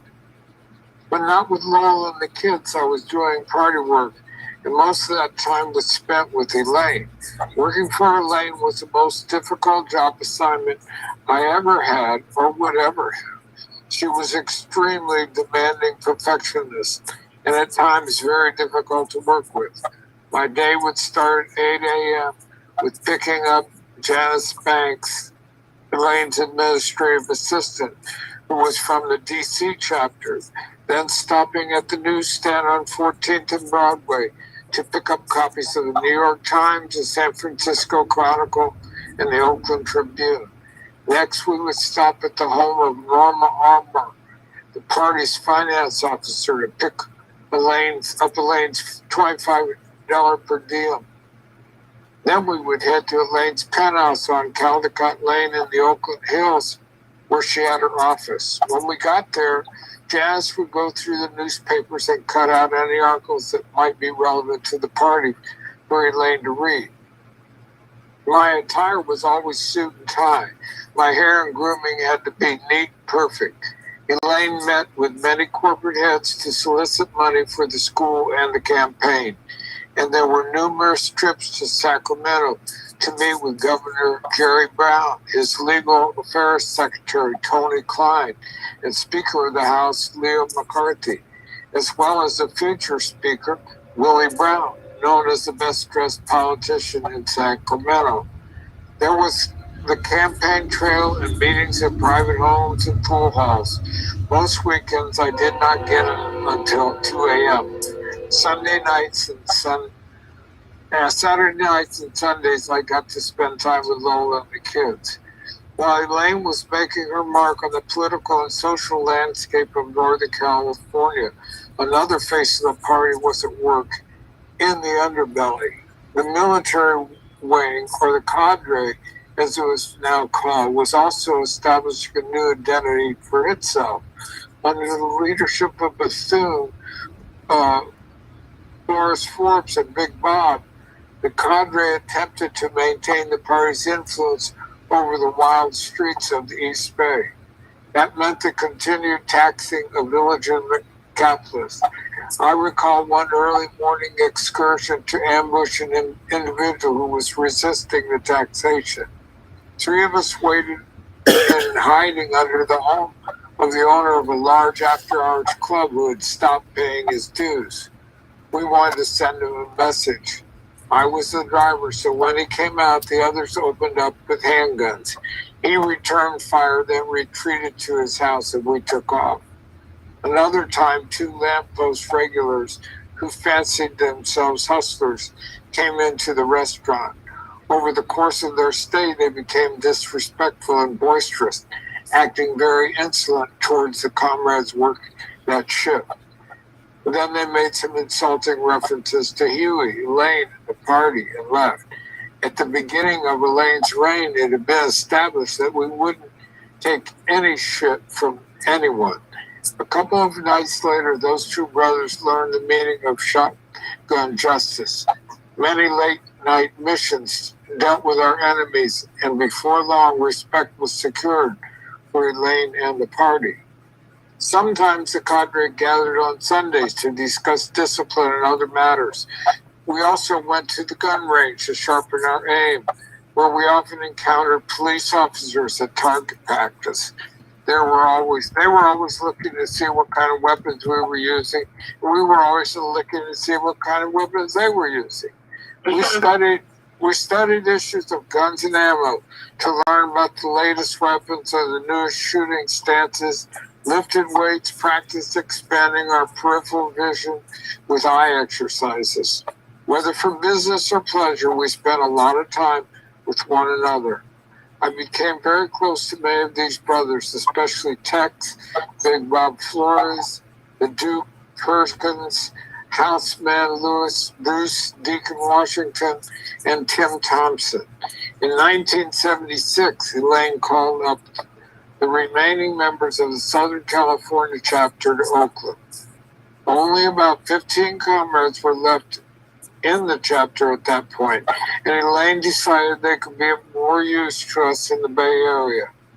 Repression by the LAPD had grown so great that by 1972, the entire Southern California chapter had been forced underground, operating from rented rooms in the suburbs.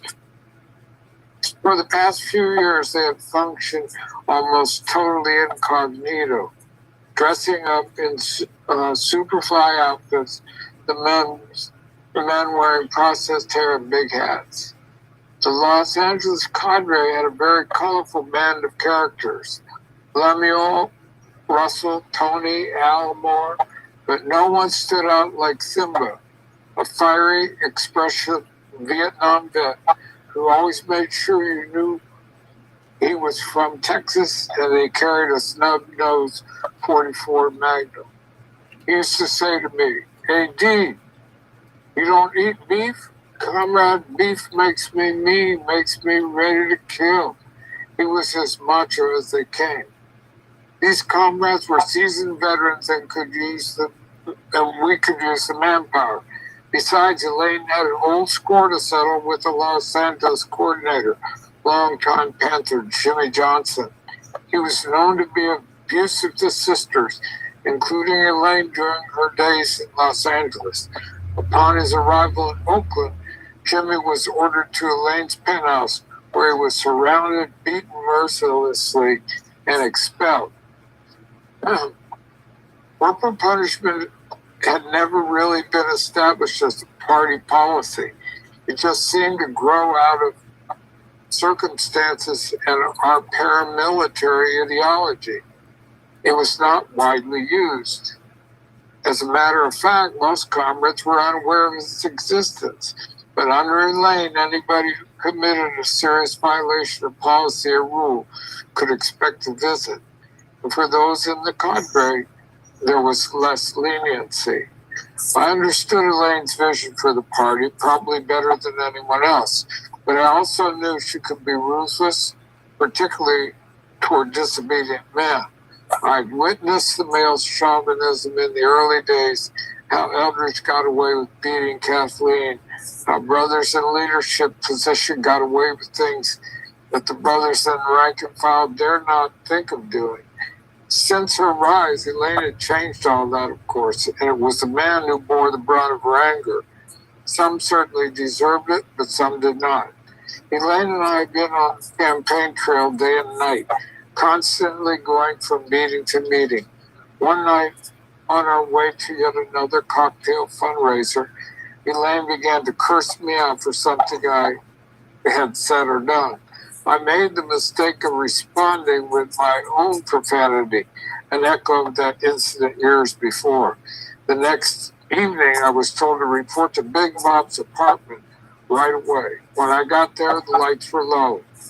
"Hey, D, you got 25 lashes coming for disrespecting Elaine," said Bob, his low voice, sometimes gravelly voice. "Take off your shirt."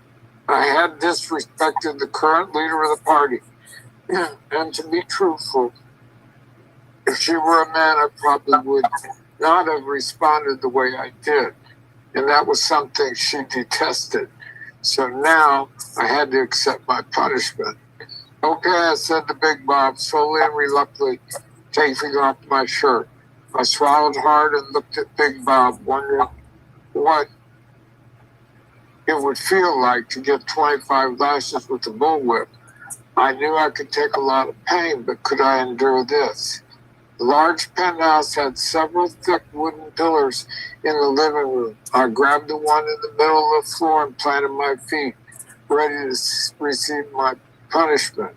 By the 13th lash, I began to feel the pain of the leather slicing into my back.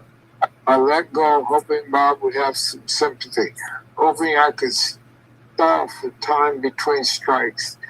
"AD, put your hands back up," said Bob. He sounded a little irritated. I reached back up, grabbing hold of the beans, and the lashes continued.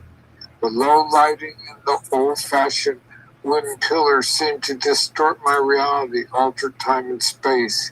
For a split second, I felt I was elsewhere, in another place, another time, in the hull of a ship or on some plantation.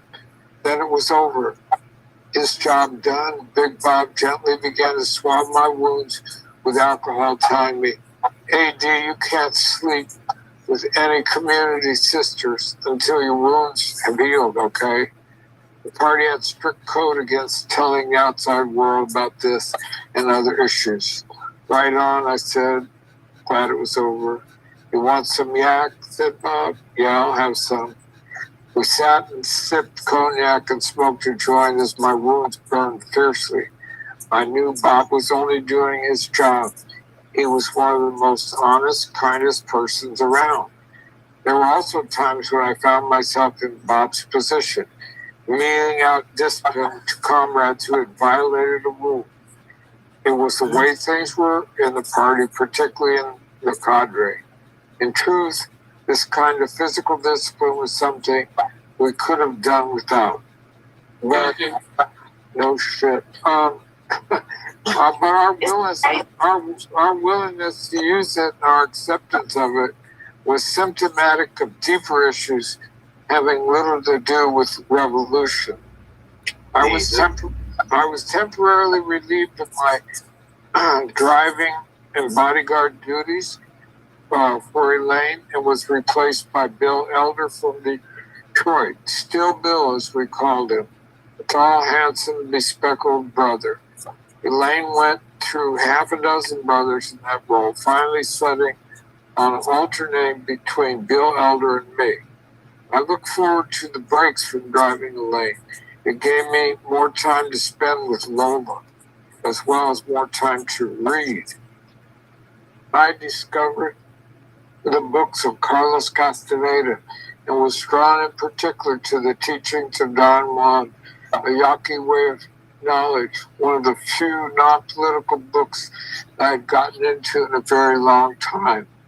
For the first time since joining the party, I began to think outside of revolutionary context, but I could not allow my thoughts to stray too far from our mission. There was still much work to be done. Should we just keep on going, or we have to get?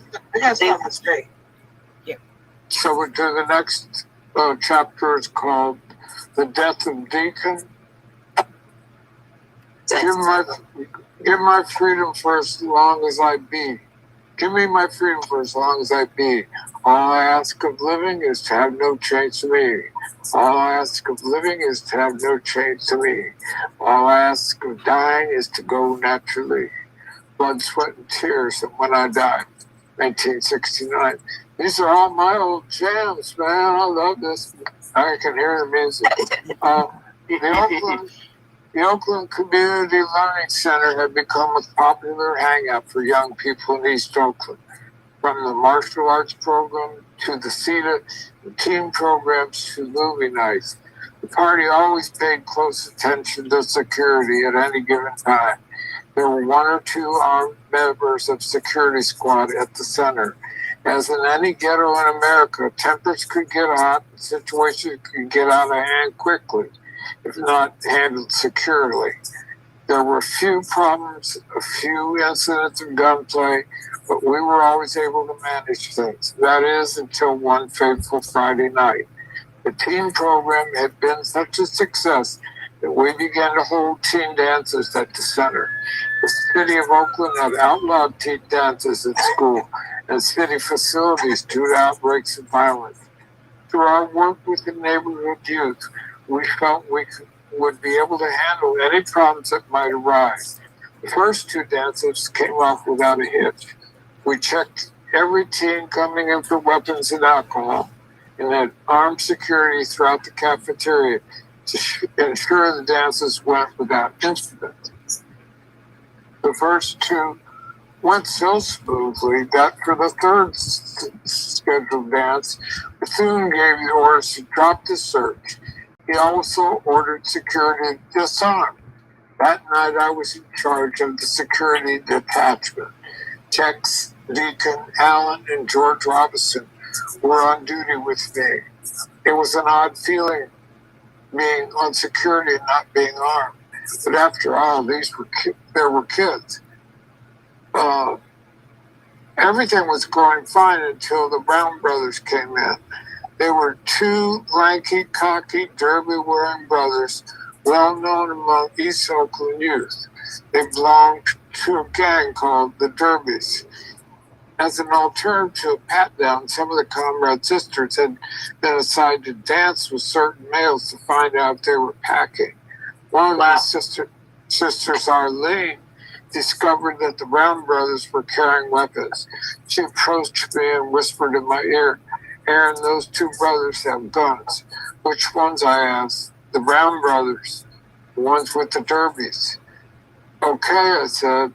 Alan and Tex were nearby, so I motioned to them, explained the situation. Slowly, we walked over to the two brothers who apparently had been drinking before coming to the dance and were obviously intoxicated and talking loudly. I approached and asked them to turn their weapons until the dance was over. When confronted, they became hostile and boisterous. Apparently, the alcohol was affecting their judgment, so much so they pulled out their guns. As we moved forward to disarm them, they began shooting. The sounds of the gunfire caused panic, alarming other young people. The situation turned chaotic as we scrambled for cover, some of us trying to usher the kids to safety. George slipped into the maintenance room where our weapons were locked up. In the meantime, two young people had been hit by gunfire. The Brown brothers backed their way into the parking lot, where the younger of the two took off running towards the exit, leaving his brother behind. Comrade Deacon was able to sneak up behind the older brother, grabbing him and disarming him. Meanwhile, during the chaos, the younger brother returned, ran up behind Deacon, and shot him in the back. I, along with several other people from the community, ran the shooter down, daring him to shoot us as we approached. We pounced on him and began letting out our rage. We beat him until we could beat no more. When I got back to school, Deacon was already on his way to Highland Hospital. The guns the Brown boys were carrying were only 22 caliber. We sighed relief, thinking surely it would take more than a 22 caliber bullet to kill a comrade with a heart as large as Deacon's. Santa Rita heard what happened and came to the hospital to stay with me as I waited for Deacon. When the doctor came out after several hours and told us Deacon was dead, we thought maybe he was joking or maybe he was talking about another black casualty. But it was true. Deacon was gone. He and I had been assigned to the security guard squad together. We were a two-man cadre, spending time cleaning weapons, pulling security. I first met him in West Oakland after the split with Eldridge, when he was assigned to central headquarters after arriving from Philadelphia. He'd grown up on the main streets of Philadelphia, and despite his small size, had quite a reputation among the gang members there. After joining the party, he distinguished himself in battle against the Philly police. He was now a fallen comrade, leaving behind a small son. That night, as I was lying next to Lola, I thought about how indiscriminate death was. It wasn't so much that we would be burying another comrade, and that was something we were used to by now, but the fact that Deacon had died during one of the more peaceful periods of the party, and he died at the hands of kids, our own community kids. His death also exposed me to my own vulnerability, which up to this point I had never really given much thought. We and the cadre were very close. We trained together. went out at night for business or pleasure together. At times it seemed we knew what each other was thinking. To lose someone as close as Deacon was painful. Several nights later, these three comrades entered Highland Hospital, the same hospital where Deacon had drawn his last breath. One carried a dagger and a hypodermic needle filled with battery acid. Another carried a green duffel bag with an AK-47 inside. They hurried past a crowd of youngsters sitting in the lobby, gathered around the older Brown brother. Quickly, they went upstairs to the 6th floor, located the room where the wounded Brown brother was recuperating. The dagger came out, was driven into the back of the victim several times as he weakly screamed out. The attackers rushed back downstairs past the unsuspecting crowd. If the cops had made any attempts at stopping them, their orders were to let loose with the AK-47. This attempt to finish off the younger Brown brother was unsuccessful. There would be other attempts, nights of sitting up in the safe house in West Oakland, sipping brandy while cleaning our weapons, crisscrossing our shells and wiping them down with garlic, rumored to cause blood poisoning. As we waited for the clock to strike 3 a.m. when the streets were silent, doors were kicked in as the hit team ran inside. We searched high and low for the Brown brothers, but learned they had been sent away. Revenge is an unquenchable thirst. It is a bottomless pit to hell, an emotion both bitter and sweet, one that is never satisfied. Deacon's funeral was held at the community center. Armed Philly Panthers stood at parade rest with their shotguns, wearing black berets and powder blue shirts. It will be the last of the traditional Panther funerals as we bid our comrade farewell. That is heartbreaking. That was a lot. A lot. Jesus Christ. Yeah, man, this heavy shit. Well, let me ask you. Sorry. Oh, go ahead. Gabby, you could go ahead. It's just one thing. I was just gonna say, when it got to the part when they were talking about how some of them would discipline some of the members, that really took me off guard, right? Like just like how brutal the disciplines were. I assume it was different from chapter to chapter, and that it wasn't all the same. I hope it wasn't all the same, because God, that sounds fucking horrible. It's just like that was like a genuine like what the fuck moment for me. That's all I want to say. Yeah. You know, I just seen that there was a lapse in their security, and since Elaine Rise, in the manual of the New Black Panther Party, they have an order where you know how to march with arms, but there's nothing that really show you how you can march without guns. And one thing about security that I even noticed, you got to be on point, and you can never let your guards down, no matter what the circumstances is, especially when you are in the community or you know that you're up against, the wall of police. And I think they were relaxed that caused this brother, death.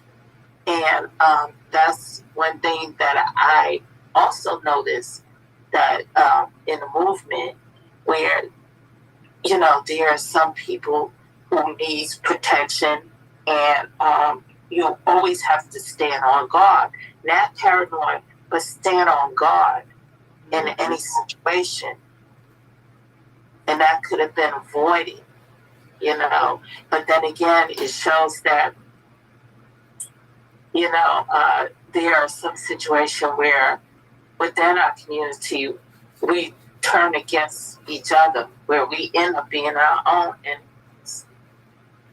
And it's just taking away what the mission is, especially the infrastructure, the issue within the infrastructure, where here we are revolutionary, fighting for the cause of our people, but then again, we abusing our people at the same time. And that's one of the secret things that's not being talked about, where, you know, by intimidation, you're not going to get the best productivity out of a person for nothing.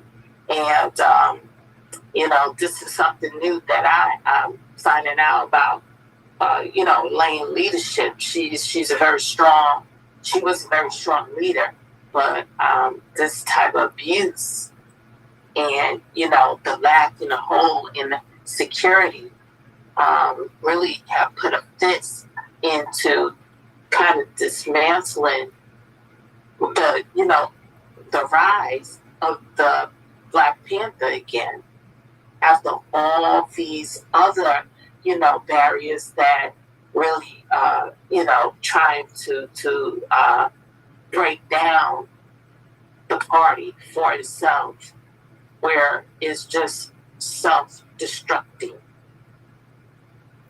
Right. Like, given what I know from Elaine's experience from parts of her book, A Taste of Power, I can understand why she came in heavier handed because of the things that she witnessed directly, like Eldridge beating the shit out of his wife in the hospital while she was pregnant in labor with their child. And that kind of shit is absolutely intolerable. And in those types of circumstances, I find that is an adequate and appropriate response to, you know, use whatever physical force is necessary to stop someone who is assaulting another. But this should have given somebody lashings for verbal disrespect is absolutely uncalled for. That's going too fucking 100%. Far. That's blasphemy.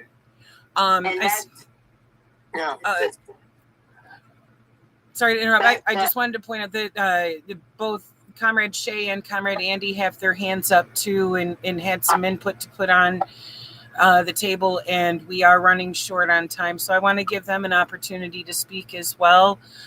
So the floor is yours, Comrade Shay, and then when you're done, Comrade Andy's.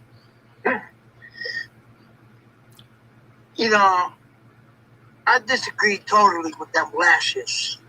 Mm-hmm. That's you know what that sounds like? That sounds like the master lashing the slave. Yep. The master used to do that. The slave master used to lash slaves for anything, practically. Every little thing, they used to get slashed. And now the Panthers follow up. Who were they reflecting?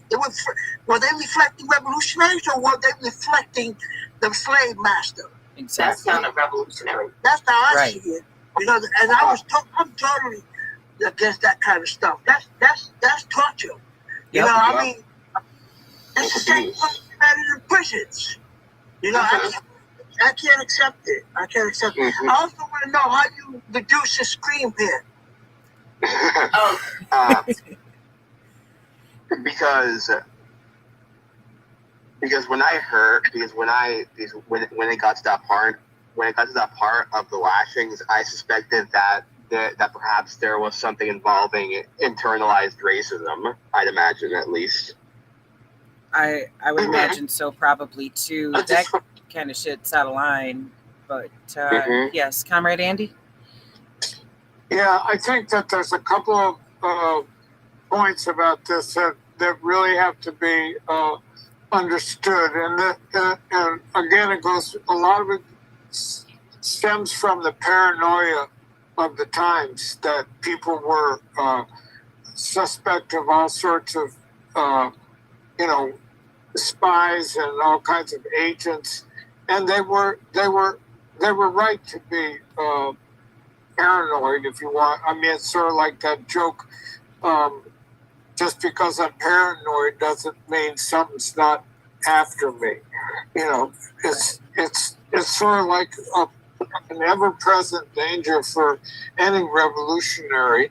And the agents, I mean, I know people who were blown up because of agents taught them how to build a bomb. And they thought, well, we're going to use this bomb to strike a blow for freedom. And they were being taught by a government agent who taught them to cross the wires wrong, and they blew themselves up. Wow. Now, I knew 3 people who died that way. I think that the twist that's really hard to grasp is that we're not really trained military people. You know, these are young people who are acquainting themselves with weapons and stuff like that. But like some revolutionaries that came out of World War II, like from like say Anna's father's generation, or people who mentored me, they were experienced combat veterans. They knew a lot about the chain of command, orders, all this kind of stuff. And a lot of the young people in the 60s, they were winging it. They had not lived under military discipline. They had not gone through, most of them, you know, so they were winging it. And there's a tremendous romance and fascination with guns and violent revenge. Every once in a while I'll watch, Goodfellas again, just because nobody takes any shit. You don't have to take no shit. That's the whole fantasy of revenge. We have to disassociate ourselves from everything that the ruling class has to offer. And one of them is revenge fantasy. If you look at all the goddamn movies in this country, almost every single one of them is going to be aimed at some kind of revenge fantasy. Yep. So that's the mother's milk of America. That if you get fucked with, you can grab a gun and blow somebody up, and that has an appeal, you know. And people make mistakes, but these are, in the final analysis, these are serious political mistakes that separated the political leaders from the people. The people began to look at this and say, "What is this? What is this? That's not what we want." I mean, I know 20 mothers in Chicago who've lost their kid to gun violence. I know them personally. I've sat with them. I've gone to the memorials, and this is. They don't think that more guns is the solution. Well, I try to convince them self-defense is good, but like just gun revenge, man, that shit is dead, and people hate it. Right. It's one thing to carry when putting boots to the ground in order to protect yourself and your comrades around you. It is another thing to be doing like the Brown brothers were in carrying, coming into a dance that is supposed to be a peaceful, enjoyable occasion for comrades to come together and live life, because that's what we do this work for, is to be able to bring quality of life back to the fucking table. And instead, they let their egos override their ass when being asked, "Hey, we need you to, relinquish your weapons for the time being, and you can have them back at the end of the dance." And they wanted to challenge that, and that was absolutely wrong. And look, now a couple of kids got shot. One of the brothers in the cadre got shot and killed. And it just escalated this revenge cycle, and it was absolutely fucking unnecessary. And I see we've got a couple more hands up here. Sister Comrade Anna, what would you like to bring to the table? Okay, I just wanted to briefly say, based on the reading right now, it really reflects to exactly what is taken in part of the revolution, in which we are trained, we are prepared, to actually combat discrimination, racism.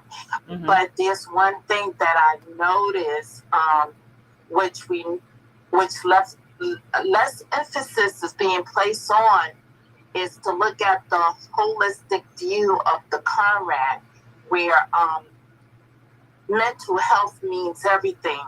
Yep. You'd be surprised that there are more sick people trying to help those in the community when they are the ones who really need therapy. And there's nothing wrong with therapy. That's why you had people like Eldrick Cleveland going off. We don't know how it is to walk in his shoes, but we see the results of this angry man where he went off on a woman. And the one thing about the Black movement, they identified women as the queen and lifting up the queen. And if you touch one of our queen, we're going to knock you out, do this and do that. But look what they're doing. Look what they're doing.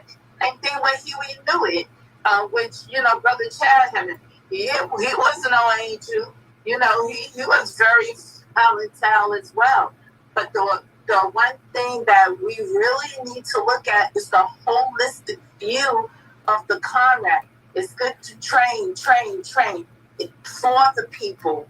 That's the reason why we are the frontline warriors. But then again, you have to look at the Conrad as well and show them appreciation of them being part of the party and seeing what are their triggers. Mm-hmm. and look to see what we can do to work and seek a resolution or see if they are really stable enough to actually be a frontline warrior. Because if it's a lot going down, you have people who come out the military because they have been in a war zone area.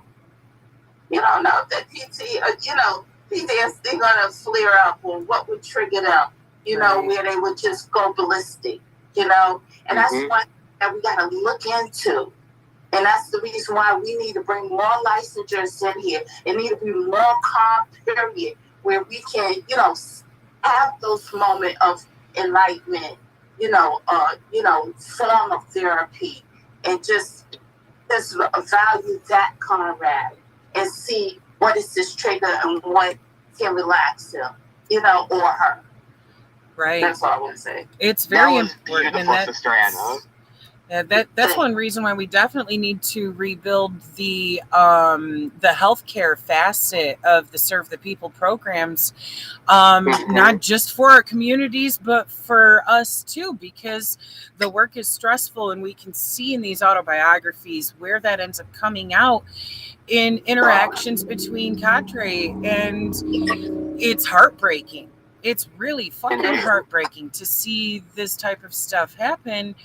And a lot of it does come down to being extremely stressed and not necessarily having the tools in our tool belt to cope with some of that when it comes to situations like this. Like, that should have been a nice, relaxing evening for them to enjoy life together. And instead it turned violent because of ego overriding ass and probably a lot of anxiety and a lot of stress building up and created conflict there, and it never should have had to come to that. Stigma.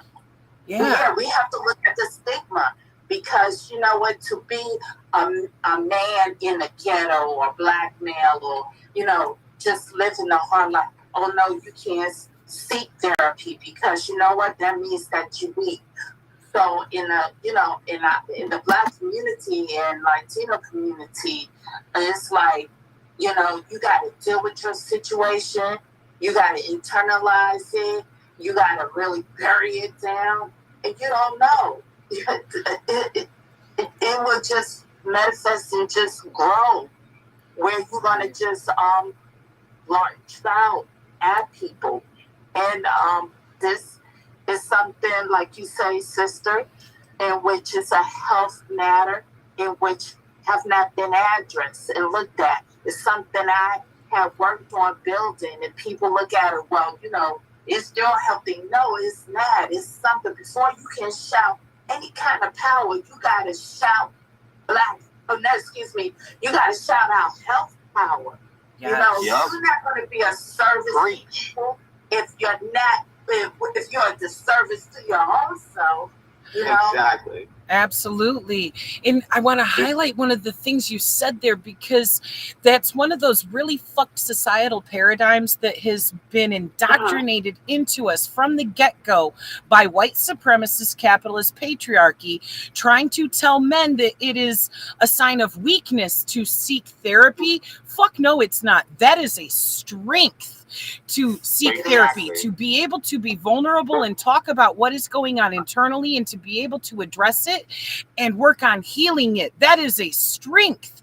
And that is something that we need to encourage, because so many people have done that same thing of having to internalize and bottle things up. And it is unhealthy. If we are going to work on healing our communities and our society, that starts within. Damn it. Yep. And on that note, Preach, Sister sister. Comrade Gabby, Preach. please take the floor. I see you've had your hand up too. Go ahead, man. Got it. God, just hearing you guys talk makes me feel empowered. It's really awesome. I was gonna build off what you guys said and what Sister Anna was saying, right? Where oftentimes is people who are neurodivergent and who need therapy and mental health, who are oftentimes the ones who end up helping others within their communities, right? And that's what I was talking about, that especially within the lumpen proletariat, a lot of the lumpen proletariat is comprised of neurodivergent people, right? It's comprised of people who are not deemed as useful cogs in the machine by the bourgeois because they're not as exploitable as a neurotypical person or as someone who isn't physically disabled. And I'll go even further with what you guys were saying. It's not just it's just within an ableist society. It's just the general idea that getting therapy in general is a sign of quote unquote weakness, that there's quote unquote something wrong with you, that getting therapy and admitting to seeking help is a sign of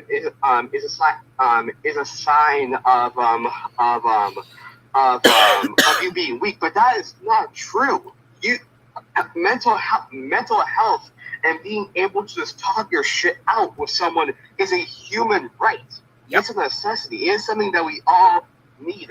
And to add to what Sister Anna was saying, out of all the contradictions of capitalism, right, that are discussed about, the one that I have noticed that is not talked about enough is ableism, right?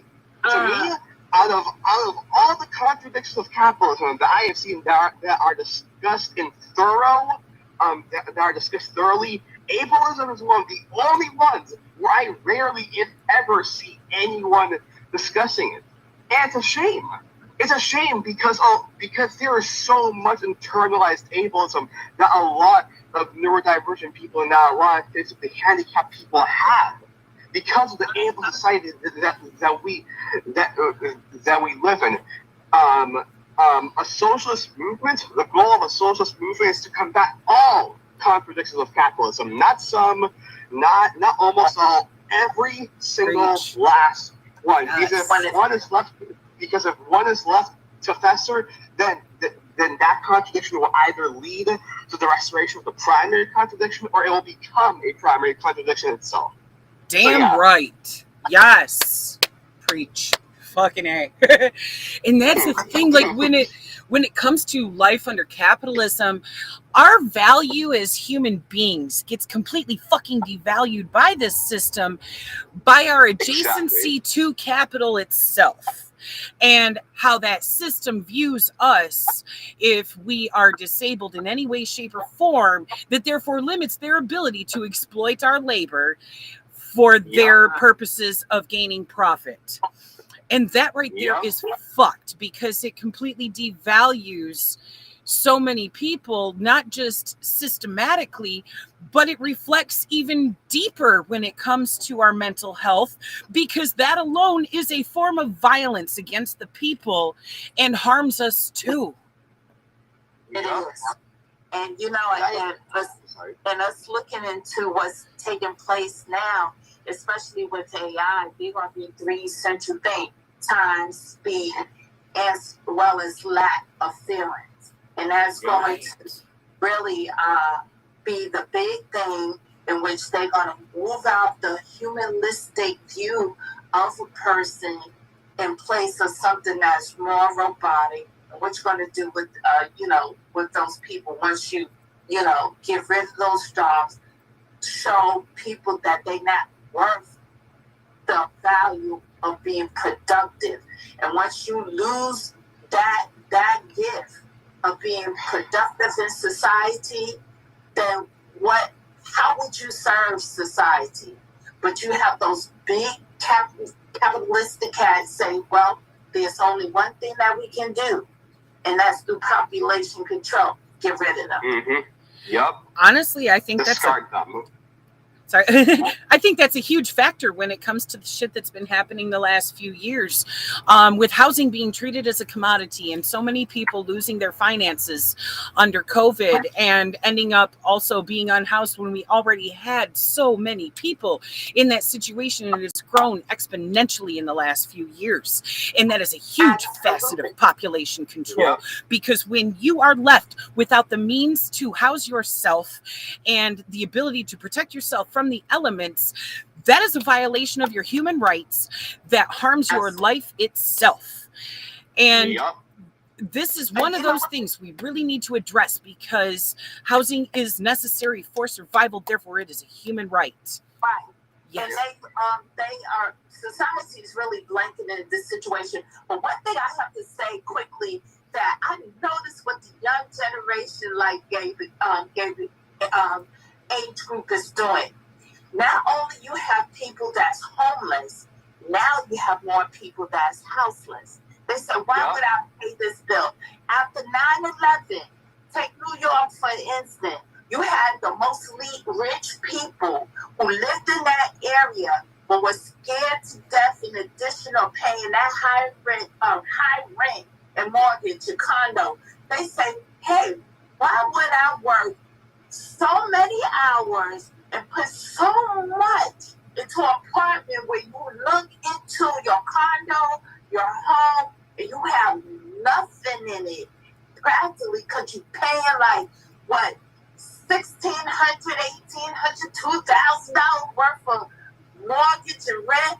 Why not? Which they start moving into Spanish Harlem and home, where they pay something like $500 or $600, $800, where they be able to enjoy life and go and travel. You know what I'm saying? So now you got the young people who saying, hey, why would I go ahead and pay another person all the money that I made when I could buy a van and live there? When I could go in a bus and live there. And it's just as big and beautiful as an apartment, but guess what? It's there. And you'll see that a lot of young people saying, you know what? Forget trying to get credit. I'm trying to save money, you know? And I appreciate you for that. Instead of falling into the loophole, you got to go to college. So this way, you have the government saying, now you owe $75,000. Exactly. Preach. You know what I'm saying? I do. Pull it away.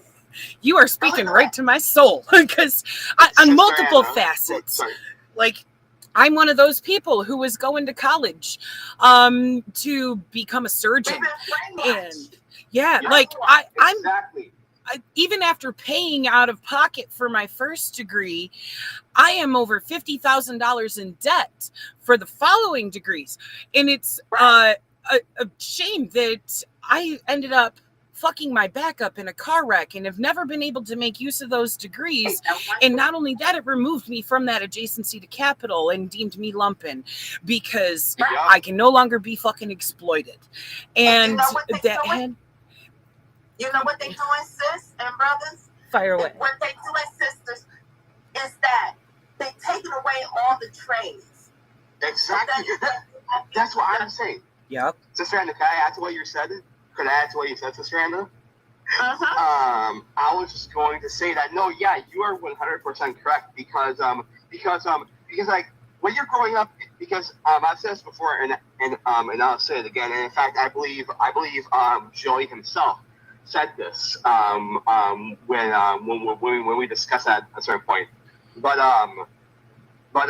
the whole point of the education system is to do two things, right? One, to make you an exploitable worker. Yep. That's what the education system was designed for. If you look at the education system and then you look at your average minimum wage job, they are practically the exact fucking same, down to how they're structured, how they're managed, how they control what you wear, when you get up, how many breaks you have, how long you work when you get on, and so on. So they are basically the same. And two, to give you a whitewashed, brainwashed version of history, to make you have more. Those are the two main facets of the education system. To make you a more exploitable worker and to make you have bourgeois thought, to make you see things through the narrative of the bourgeois and to have a reactionary view of yourself and the world around you. So when you're in high school, right, what's more exploitable to the bourgeois, right? Is it more exploitable for them for you to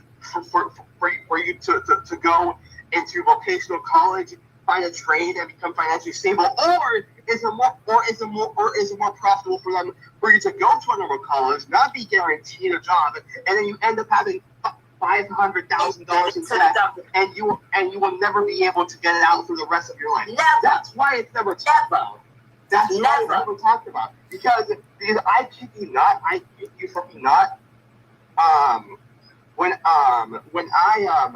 because in my high school, I am so glad, right? Because my school counselor actually cares about us and isn't a piece of shit. She actually took us to a vocational college for free, and she showed us around to all of the trade jobs. And I'm so glad for my school counselors. But most schools aren't like that.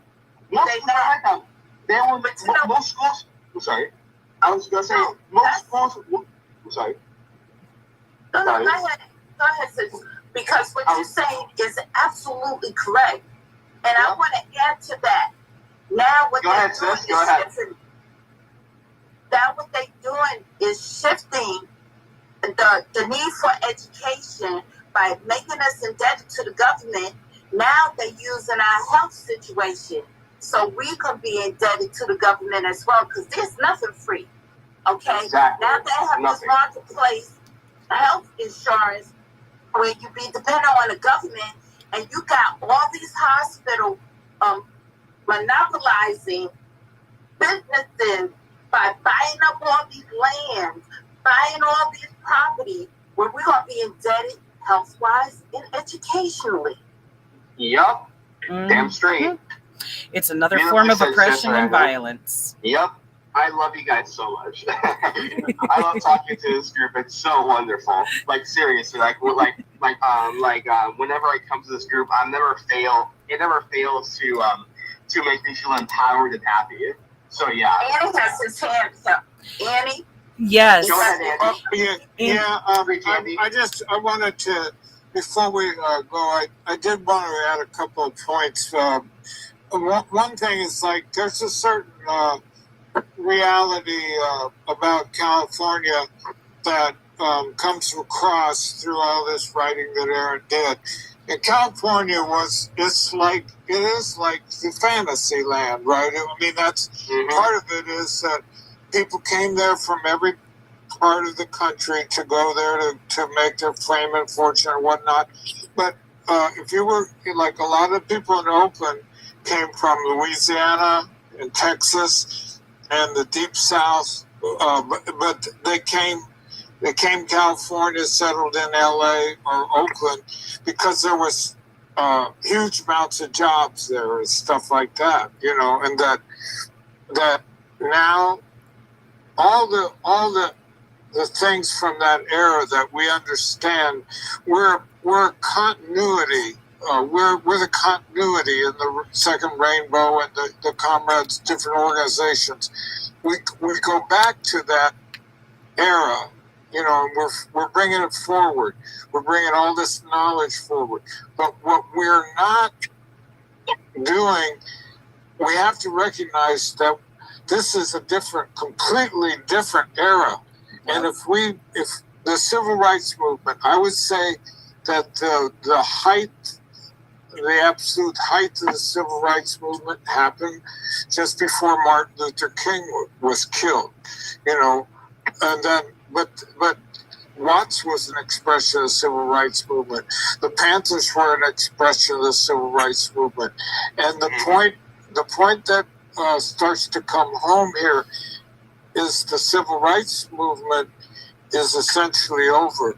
That the different parts of the Black community have been embraced and absorbed into their own class. In other words, like, there's very little that Oprah Winfrey has in common with anybody in the working class. You know what I'm saying? She was brought into the Black bourgeoisie, and she acts accordingly, and she's beloved by a lot of people because she's just this nice billionaire. But what I'm trying to point out is that it's over. The large masses of Black people, brown people, poor white people in Kentucky and in Indiana, we're abandoned now. And we have to play out of that playbook. There's no reform left. They're not going to give us a New Deal. They're not going to give us a war on poverty.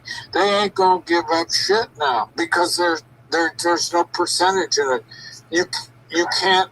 There's too many of us to buy us off or to even reform the situation. So we have to prepare ourselves for a much different new situation. I discuss this with older people a lot because a lot of people can't get past, well, we're part of that civil rights movement. Well, no, essentially that has been completed. What we're part of is a new age. We're part of a new revolutionary movement where there are no reforms. The only solution is revolution. And that's California blew my mind. I mean, I liked it. It was like, it's like gin and juice and cruising and having fun. But underneath it all is a brutal conservative system that is only concerned about property, and they will annihilate you. And all you have to do now, look at LA now compared to where it was in 1969. LA is a nightmare.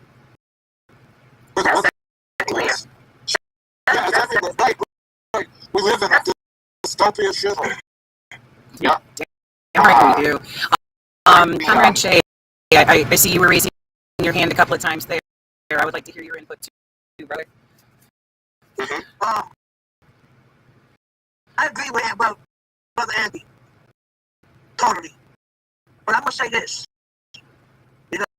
Because like I always say in my videos, I'm an adequate brother, for life. Besides being a revolutionary. Because being a revolutionary is being an adequate brother, and being an adequate brother is being a revolutionary. So you can't see there's no difference there. Now, Attica, the struggle in Attica wasn't about civil rights. It was never about civil rights. Like Brother Andy said, it's over for civil rights. It was about human rights. And that's the difference. not civil rights, but human rights. That's what we were fighting for. We were fighting to overthrow the structure that existed because we cannot accept reform. Reform is like taking an old house and painting it on the inside, and get the whole house eventually will crumble. You know, so we're not about reform. We never was. I was never reformist. You know, so it basically, this struggle today is about a new society. Right. That is based on freedom. It's based on human freedom. You know, because freedom can be distorted. Human freedom, and it's also based on non-exploiting other people. You know, it's a you know, the capitalists always love profit. The society we're fighting for is not about profits. It's about sharing with each other. It's about loving each other. That's what we're about. That's what we're fighting for. It's about liberation. And we need to understand that concept. What are we fighting for? Because if we don't know, and right now the movement is so confused. I find it very confused, the movement. Very confused. You got this fighting each other. And you got this faction saying something, you got that faction saying something, but they're not saying what they're supposed to be saying. Yeah. You know? And people fear the word communism because when you look at the word communism, it means common. Common. That's what it means. Everything is all socially. You know? That's all I have to say. Thank you. Amen. Amen. I was gonna say, Andy, to what you said about freedom, you're so right, because I've said before and I'll say it again, there is a difference between proletarian freedom and then bourgeois, quote unquote, freedom. So yeah, that's just what I was gonna add to it. Yeah. And Sister Anna had her hand up too. Go ahead. Yeah, I think one of the issues is that you have certain people who lead so-called the movement who wants, you know, a lot of people to follow behind their thing instead of looking at the whole organization where it takes the people, like what Huey say, it take you know, what our leaders say, it take the people to change society. You know what I'm saying? And if we focus more so, and I'm sure if we look at the boycott situation, when people say, okay, we're going to do this over the weekend, that ain't going to help resolve nothing. Where the boycott lasted for hundreds of days. But if we, as revolutionary, as far as you know, people in our community, just be more conservative about our money and not invest it in the economy, I bet you a lot of things will change. Just do what you need to do. Work. Don't go out, buy your food, bring it home. Don't go to the movie. Don't go out to eat. Don't go out to these concerts, spending $700 for a Beyonce concert. Stop going and doing all these stupid things for all these extra things. Save our money. Keep it in the community. I bet you this economy will just blow away. It won't be no capitalism because they depend on you to constantly invest in the economy. Stop it. Look at the down. Even if you don't know about stock and bond, look at Apple. Apple went down today. You know what I'm saying? So stop investing on all these other accessory things that you really don't need. But it's like some kind of addiction, some kind of, you know, craving. You know, just put that to the side and see what happens. And that's what we need to start doing. Yeah, that's one of those things. Great like sister. it matters where we spend our money. And are you going to spend your money to buy things locally and keep that money in your community? Or are you going to spend it with some motherfucker who's going to pull all of the proceeds out of the community and probably into offshore bank accounts and shit where your community is never going to see it again? Yes, Comrade Andy, I see you got your hand up too, bro. Well, yeah, I think I'm in a little bit of a disagreement here with the fact that the capitalists are not making this into a nice choice for us where we have an option. I mean, I buy locally when I can. You know, my family grows vegetables and stuff, and I eat them. But what I'm getting at is that they're closing Walmart. They're closing all sorts of things everywhere.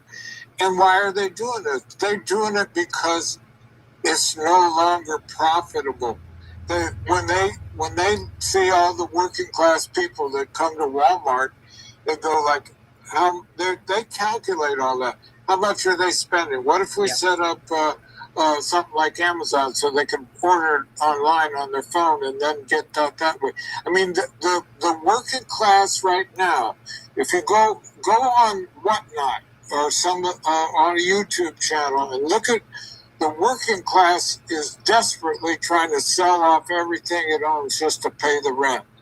I mean, people are desperate out here, and I couldn't believe it. But we don't have like disposable income in my household too much. It goes for rent and food. So that the choices are made for us by the capitalists when they advertise to us. If I see a advertisement for Mercedes-Benz, I know damn well they ain't talking to me. And so we're part of a redundant group of workers who are no longer needed. I mean, maybe one of us gets a job, whatever. But we have to look at this thing with the big picture, like, and see that we are in a way, like we're closer to the truth when we say that they intend to get rid of us than we are that we have a lot of options. We don't have any options in Chicago. You buy your groceries where the groceries are. If you live in the most oppressed areas, there ain't no grocery store there. There's a dollar store, or there's some other liquor store where you can get a can of sardines. It's bullshit. And they built And I have a question. Huh? I have a question. I was just saying, is the same thing happening with all these as well? I was just curious.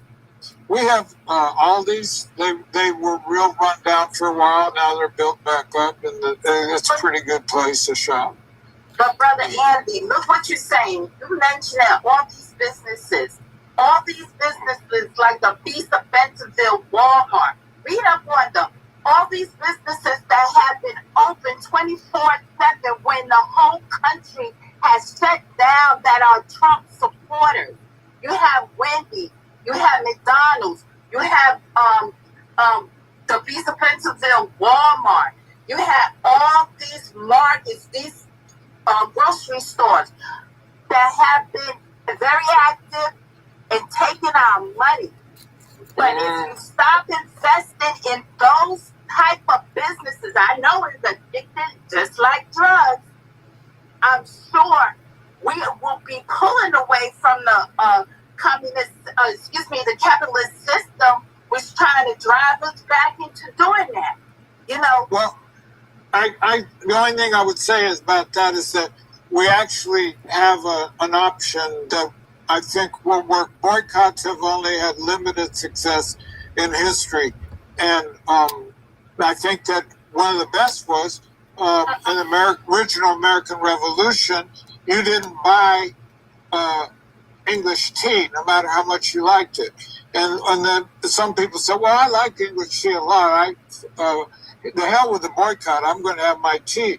Well, those people got their asses kicked. That's what happened. That if you're going to have an effective boycott, you have to be prepared to, take care of anybody who's, But the more, to my mind, the more important thing to do is to rally the people around the fact that there is an abundance, that all that stuff that's going into the landfill, all those brand new vacuum cleaners and every other goddamn thing, that could be yours. We have to organize to take the abundance. We're not deprived. We're only deprived because So there it is. It's all there.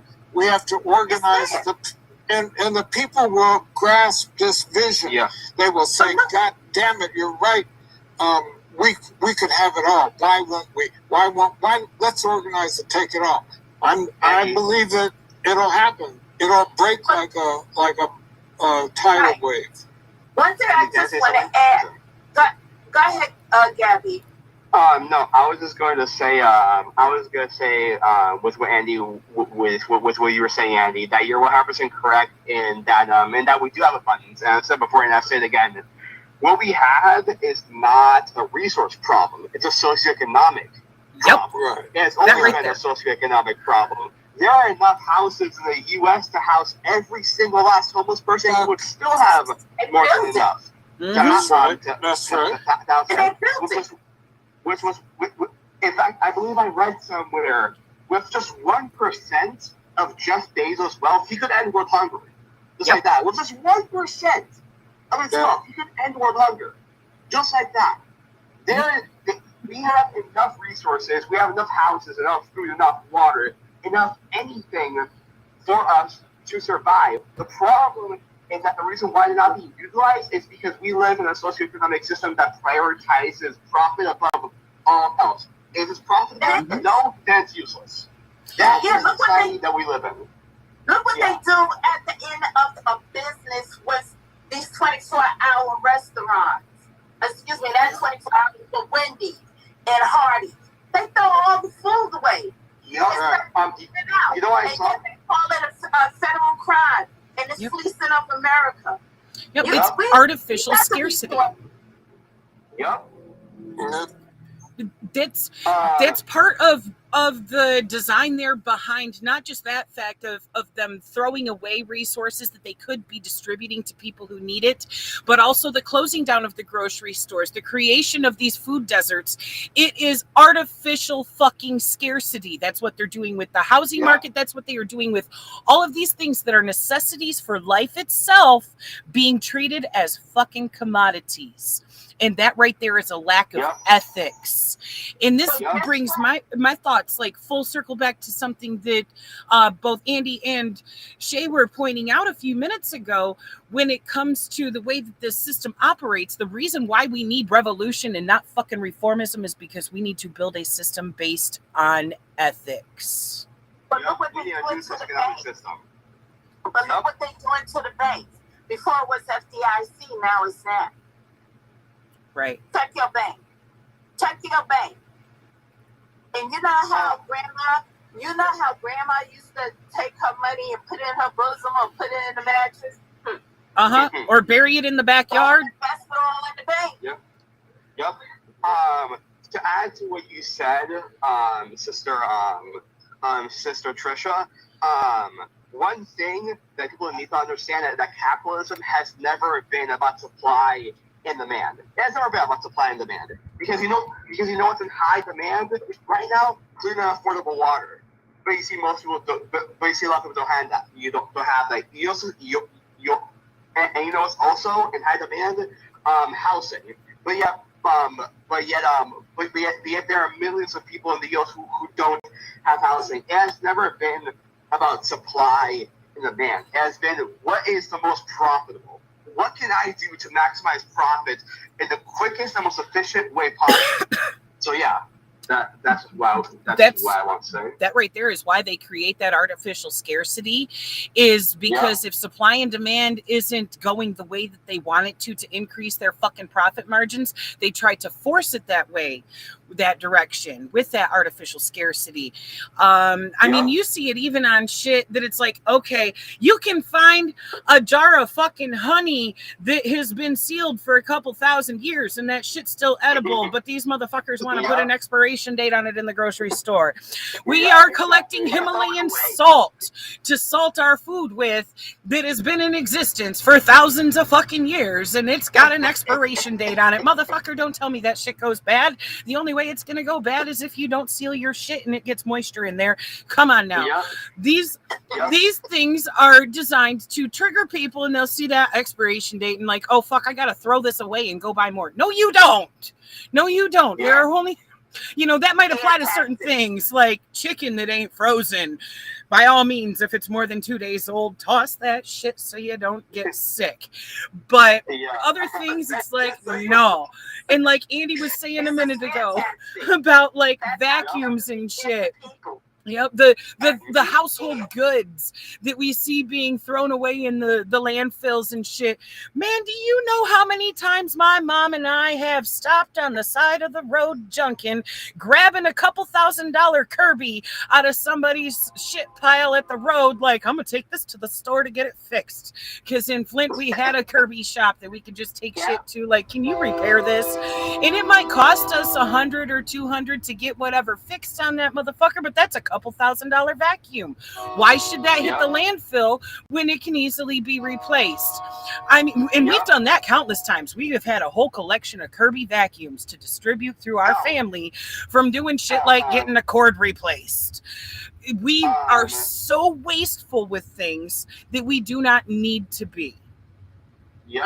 Sister Anna, I was just gonna add that repair on that vacuum that may have costed $100-$200.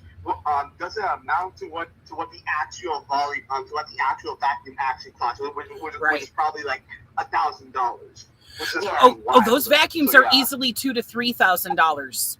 Brand new. Jesus Christ. Yeah, but they'll last you your lifetime, your children's lifetime, and possibly into your grandchildren's lifetime too, because the Kirby don't fucking give up. It is. Andy, you got your hands up? Yeah. I think it's Andy. Andy, there? You're on mute. No, I didn't have anything to add. I'm sorry. It's fine, Andy. Oh, it must have still been up from the last time. But I do want to point out we are at 2 hours and 45 minutes. I don't want this to get too long and overwhelm folks. I knew this one was going to be long with us having to do 4 chapters today and whatnot, and the discussion has been absolutely beautiful. But I do want to ask if anybody has any other thoughts to throw out there in conclusion tonight before we wrap things up, then by all means, speak your piece. Sister Gabby, you got your hand up? The only thing I want to say is that this class has been wonderful and amazing. I always learn so many things from engaging with y'all. I feel accepted, empowered, and encouraged to do learning, and that's really what's necessary, right? When you're educating someone and when you're teaching someone some shit they don't know, you don't just go full blast on something that they have no idea what the fuck you're talking about, or they just dogpile on them. You have to engage with them with the knowledge that they already know and build off of that until they are as knowledgeable or more knowledgeable than you. And meet them where they're at. This group has made me feel that every single time, and I just love and adore every single last one of you. Y'all are awesome. So that's what I want to say. I just want to say, and it go by a quote, without revolutionary theory, there is no revolutionary movement. And everybody input from our youngest member to our oldest member, or seasoned member, I should say, is so valuable. And that only is where we can engage and interact with each other and share ideas, but we can take this information and apply it to our situation, take it back to our community, our organization, or even in our home, and start doing when we see that, oh yeah, maybe I should sit at a dining room table and start eating right there instead in front of a television. That's revolutionary. Or change my way where, I was probably talking kind of shysty to the sister brother. Let me change my tone.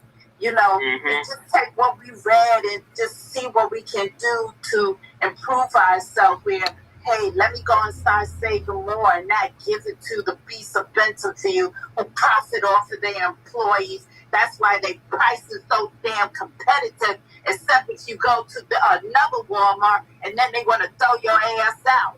But, it's conversation that starts here instead of people telling you, oh, let's talk and more work. No, more talk. Yeah. More community. Yes. More community, less bullshit. Yes, more healthy communication on every level about all of it.